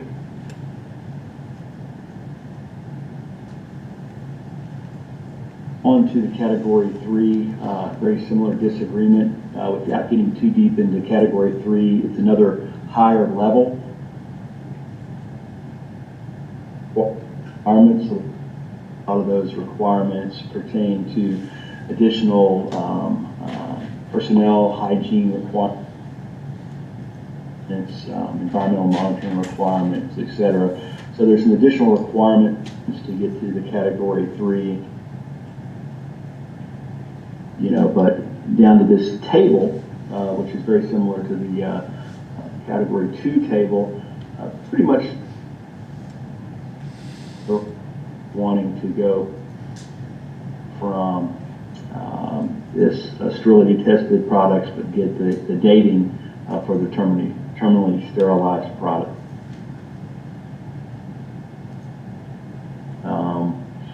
And I will say that you know, it's important to acknowledge that concessions were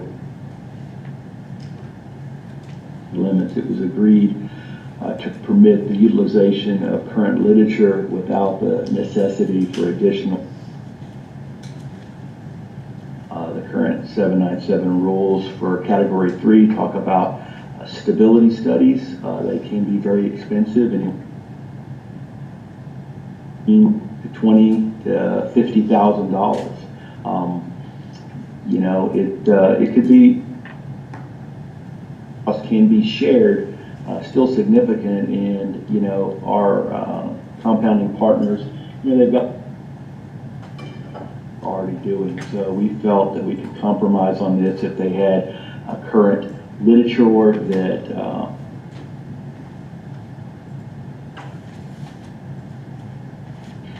but beyond that, like I said, they were still wanting to go straight to the 90 days the terminal sterilization. So hopefully that clears things up for everybody. It was my pleasure to put together for you guys. If you have any questions of me, please let me know. I guess my last thought is I think it isn't get it right. You know, this is the state of Texas. I'm proud to be from Texas and represent Texas. And you know, it's the job of the pharmacists, I think, and technicians in the Board of Pharmacy, patient health, and you know, that's what this is all about. It's raising the bar to protect patients. Everybody agrees with where the bar was raised, but it is the current set of rules. It's now it's our job to adjust to that new bar set. Great day. Thank you. All right. Lily, thank you for getting us through that. Sorry for the technical difficulties. All right, board, I believe that we need to then look at these 4 areas, starting with viable air sampling.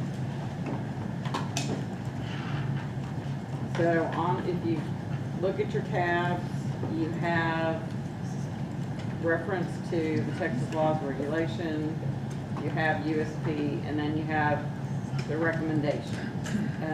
So that one's kind of where we're going to have to give guidance to staff. And then obviously our task force is here for questions that should we have them a part of the course. Thoughts? So currently, viral air sampling is done every 6 months. So the options on that are you hire a company to come out and do that to your, perform those air samples in your facility, or you can purchase your own air sampling machine, which runs about $10,000, and do your own air sampling. So those are the options to this particular industry.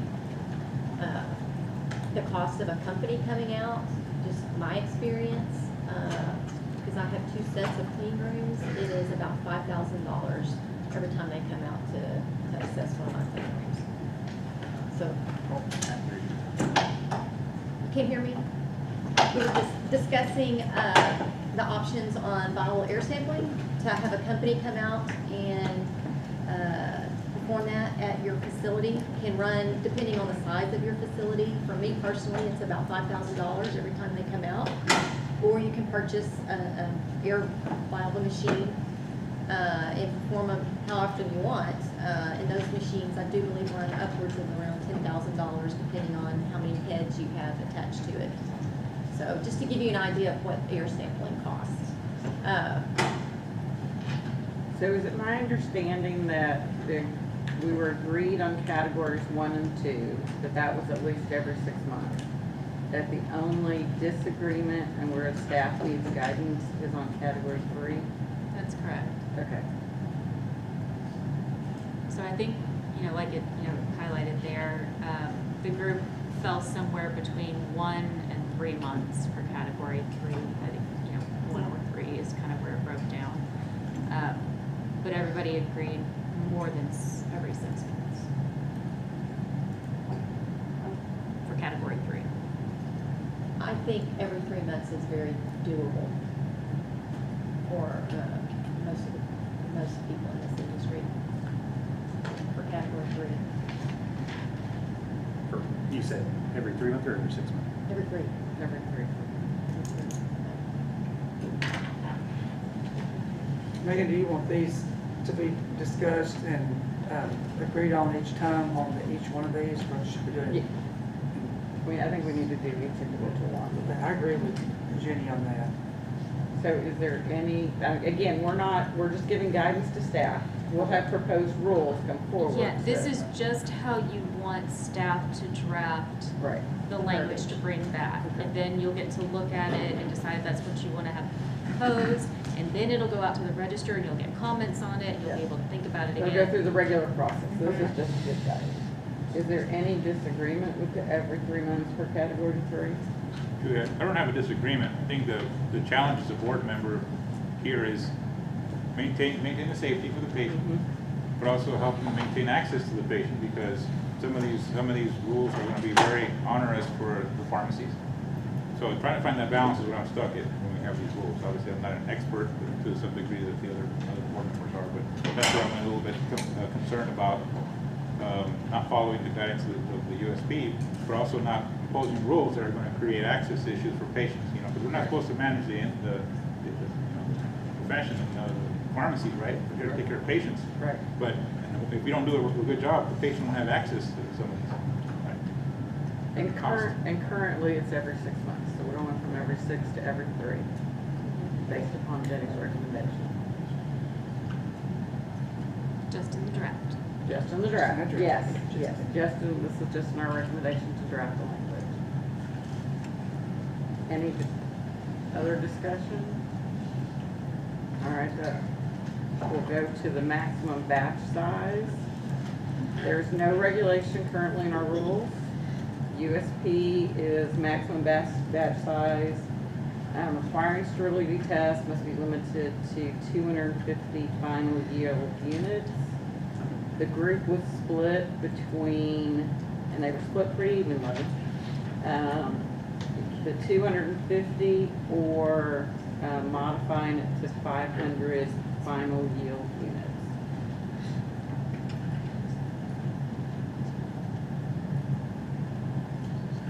Can we have a member come up and explain exactly what this is We can have all of 3 of them come up, or 4 of them come up, if Angela, you want to join them. Y'all come up to the table. All 4 of you come forward. I'm not going to pick and choose. I mean, I can address the 250 to 500 from what our perspectives were. For those of us that wanted to keep with USP was that the risks associated with this. So the reason why there is a 250 cutoff is that if you were to have some contamination, it's really limited to a small sample size.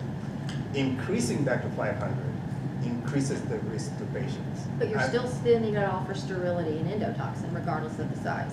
Right, and so the risk with sterility testing, it's a sample, right? We're testing 10%, but 10% does not tell you, well, it's supposed to tell you 90% is okay, but still there is a risk, right? So we're taking the conversation from 225 to 450 potential risk. We're not saying it's risky, I'm just mathematical. So our goal with the 250 that's saying less is, what's the benefit to the patient in making it 500, right? If you really determine to get 500, then do 2 batches and test them separately, because you're having 2 Then that's double the environments. cost. That's double the cost to test both 2 batches. I think the cost will probably be the same, because No, remember, it's not. You test 1 batch and there is a minimum of $400 to $500. 10%, The for example. sterility test, to do USP 71 sterility test that, and to do an endotoxin test on that is about cost. So you're doubling the cost of your sterility test by limiting your batch size to half. I hear what you're saying. The thing I'm thinking is you're testing sample sizes, right? So if you're sending this out to be tested, it depends on how you're being billed. are you being billed as a single 25 pieces? Because think about it, if I make 50, is the person who's going to do the sterility testing bill me $5, I mean, for 5 samples, 25 separately? I really think it's how the testing group is set up. So the company that's doing the testing. But No, it's the same. They're going to test the same, charging the same, no matter your size. So you are doubling. Remember to speak up so everybody can hear. No, you're great. Just speak up because I know they can't hear you back I there. get emotional, I get loud. It just would, yeah, they're going to charge you the same for the quantity, no matter what you send. So you're paying the same fee. There's no discount or anything for sending less. So you are doubling your cost. You have to send more than that. My thinking in this was, okay, so you make 250 single dose vials. What if, since Texas allows off issues, what if you're making 30 100 ml vials that are going to the office that are actually getting to 3,000 patients? That's not required. And you're affecting a lot more patients. So this to me, numbers, it doesn't really make a lot of sense because you can affect a whole lot more patients if you put more in the vial and make less vials. We're moving in this environment to using much smaller vials. We're not giving 30 and 50 ml vials anymore. We're using 1 to 2 ml vials for almost everything. And so we need to make the bigger batches in order to make it viable for us, for our patients to be able to afford this. And because we're already increasing our costs by having to put, instead of a 10 ml vial or a 30 ml vial, we're putting it in 10 1 ml vials. It's great for patient safety, but it drives up our costs, and then we have to do testing at every 250 batch. Now we've got another cost. And so we're trying to just, put some sanity here, and there is no increased risk to the patient, whether we're doing a batch of 250 or 500. Our process has been proven before we dispense this anyway. So should we do 1,000, 2,000, 5,000, 10,000? Why I guess my question is, not being facetious, but my question is why 500? Well, I'll open my store in 84. I'll open my store in 84, okay? And so I've been doing this a while, and proving these processes is tough. Like, for instance, the one thing we do make in a big vial is vitamin C in a 50 ml vial. And my golly, during COVID, we were saving a lot of people with that vitamin C if you saw the studies. But the process, in order to prove that a 500 batch was crazy. We don't know how much time and effort I spent to prove that process before we started dispensing to patients, because it was rugged. It was real easy to make a boo-boo, and so we figured that out. And once we had the process, we can do 500, but we had to figure the process out. Just like you do in the hospital, you have to have processes, right? And you follow those processes and good things happen. And you don't follow the processes and bad things happen. And so we have a very reasonable number because, again, the normal vial that we're putting out is 1 and 2 mLs. And so 500 is appropriate. So this category did not exist before, correct? In USP, there was not a maximum batch size? So this is new to USP. And they pulled that 250. I talked to some people on that. They pulled the 250 kind of out of the air. No, I think they it was there. They didn't have any data. They had no data to support the 250. They just picked it. Just like I picked 500. But then again, I've been working at this for a long time, and I picked 500 because after that, it gets the process even more rugged. And so, anyway, it's just a matter of proving your process. 500 is doable. 1,000 is probably not for a pharmacy of my size. Senior, you have comments? Yeah, I was just going to say, I want to say that it was in the 2008, but not under the chapter itself. But I think there's a chapter that really talks about batch sizes, and I think it's 250. But I can't quote it yet, so because I can't remember. But the other thing I wanted to bring into the discussion about the 250 versus 500 is we also have to think about the person who's preparing, right? Worker fatigue. Worker fatigue can lead to risks as well. Because think about who are we asking? Who are we saying is making these 500 batches? Is it different people that are making those 500, or is it one person that's making 500? If I was making 500 doses, you can bet by dose 450, I'm going to have some errors compared to if I had a limit of 250 And I'm not saying that's the case, but something for the board to consider.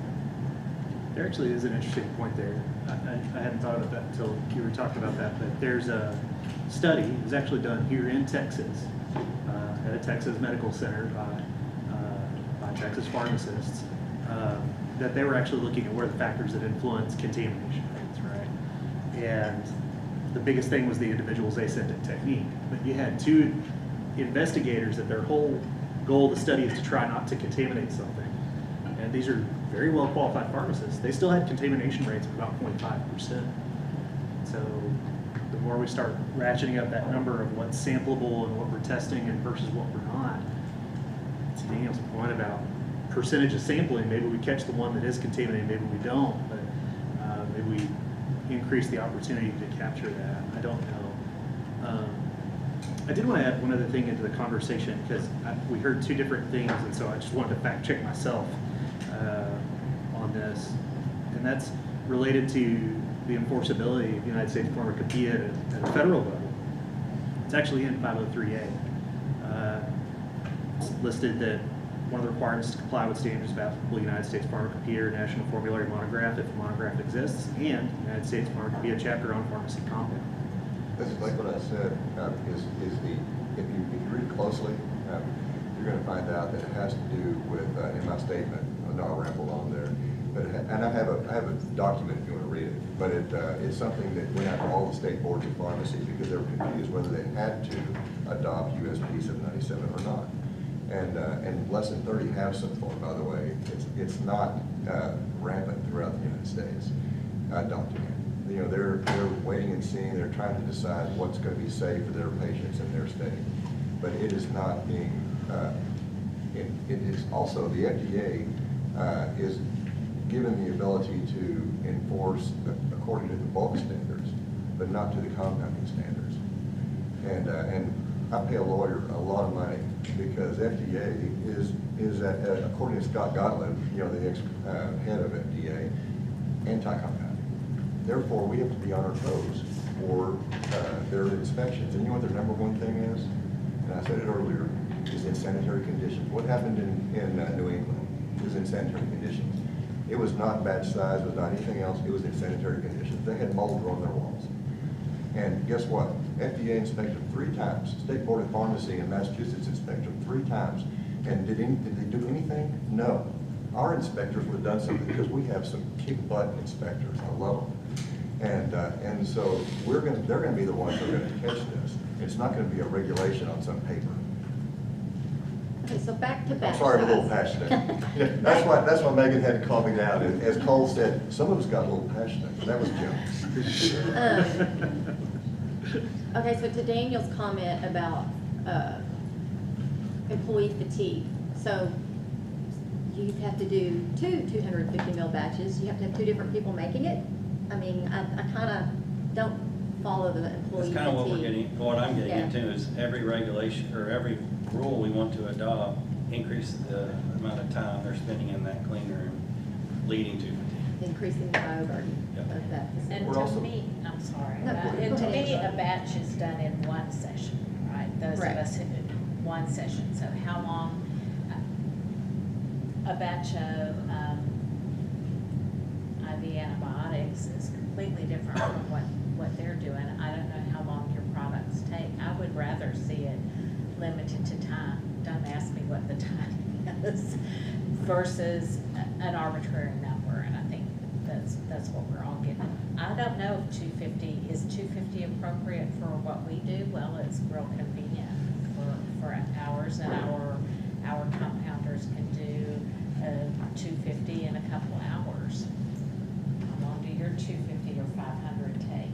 Is it more We than a couple hours? leverage technology. Yeah. I mean, it's going to everybody knows depend on what a vaccine solubility is, of, I mean, Right, there's a right. lot of factors And in we that. leverage that, and otherwise, I'm not gonna have them in there pushing 500 miles. And I will compromise with time, because that's the thing I'm thinking about fatigue. And when we think about batches, that was the same concern I had.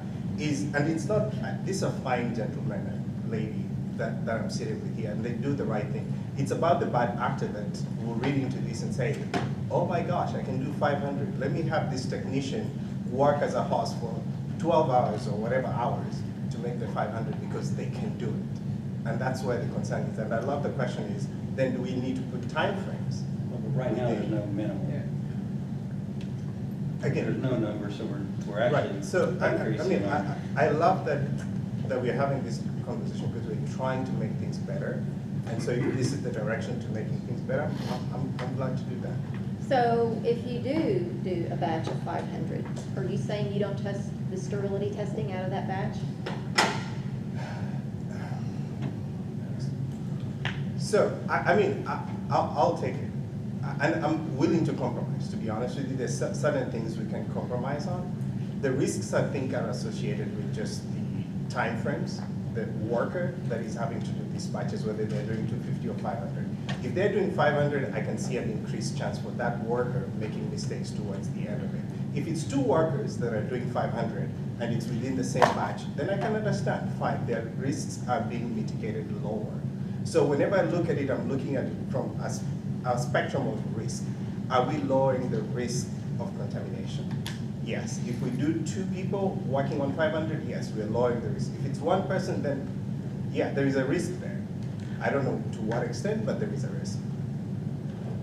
So not doing any sterile myself, and listening to all of you, one of the things that Jim said was experience. Not everybody has his experience. And so if we're looking at, this applies to everybody that's out there compounding, and if our job is to maximize safety and protect the public, then it would seem that we would go with the lower amount or the time or whatever it is kind of thing, instead of assuming that everybody can do 500 because they've all been, you know, compounders for 30 years. The bad actors are, you know, gonna take advantage of something bigger, and I don't know that they would have the experience. So it just seems like to me to make it more safe and to level the playing field, just to do the lower number. Yeah, remember what we're doing is just making a recommendation to staff so that they can write the rules.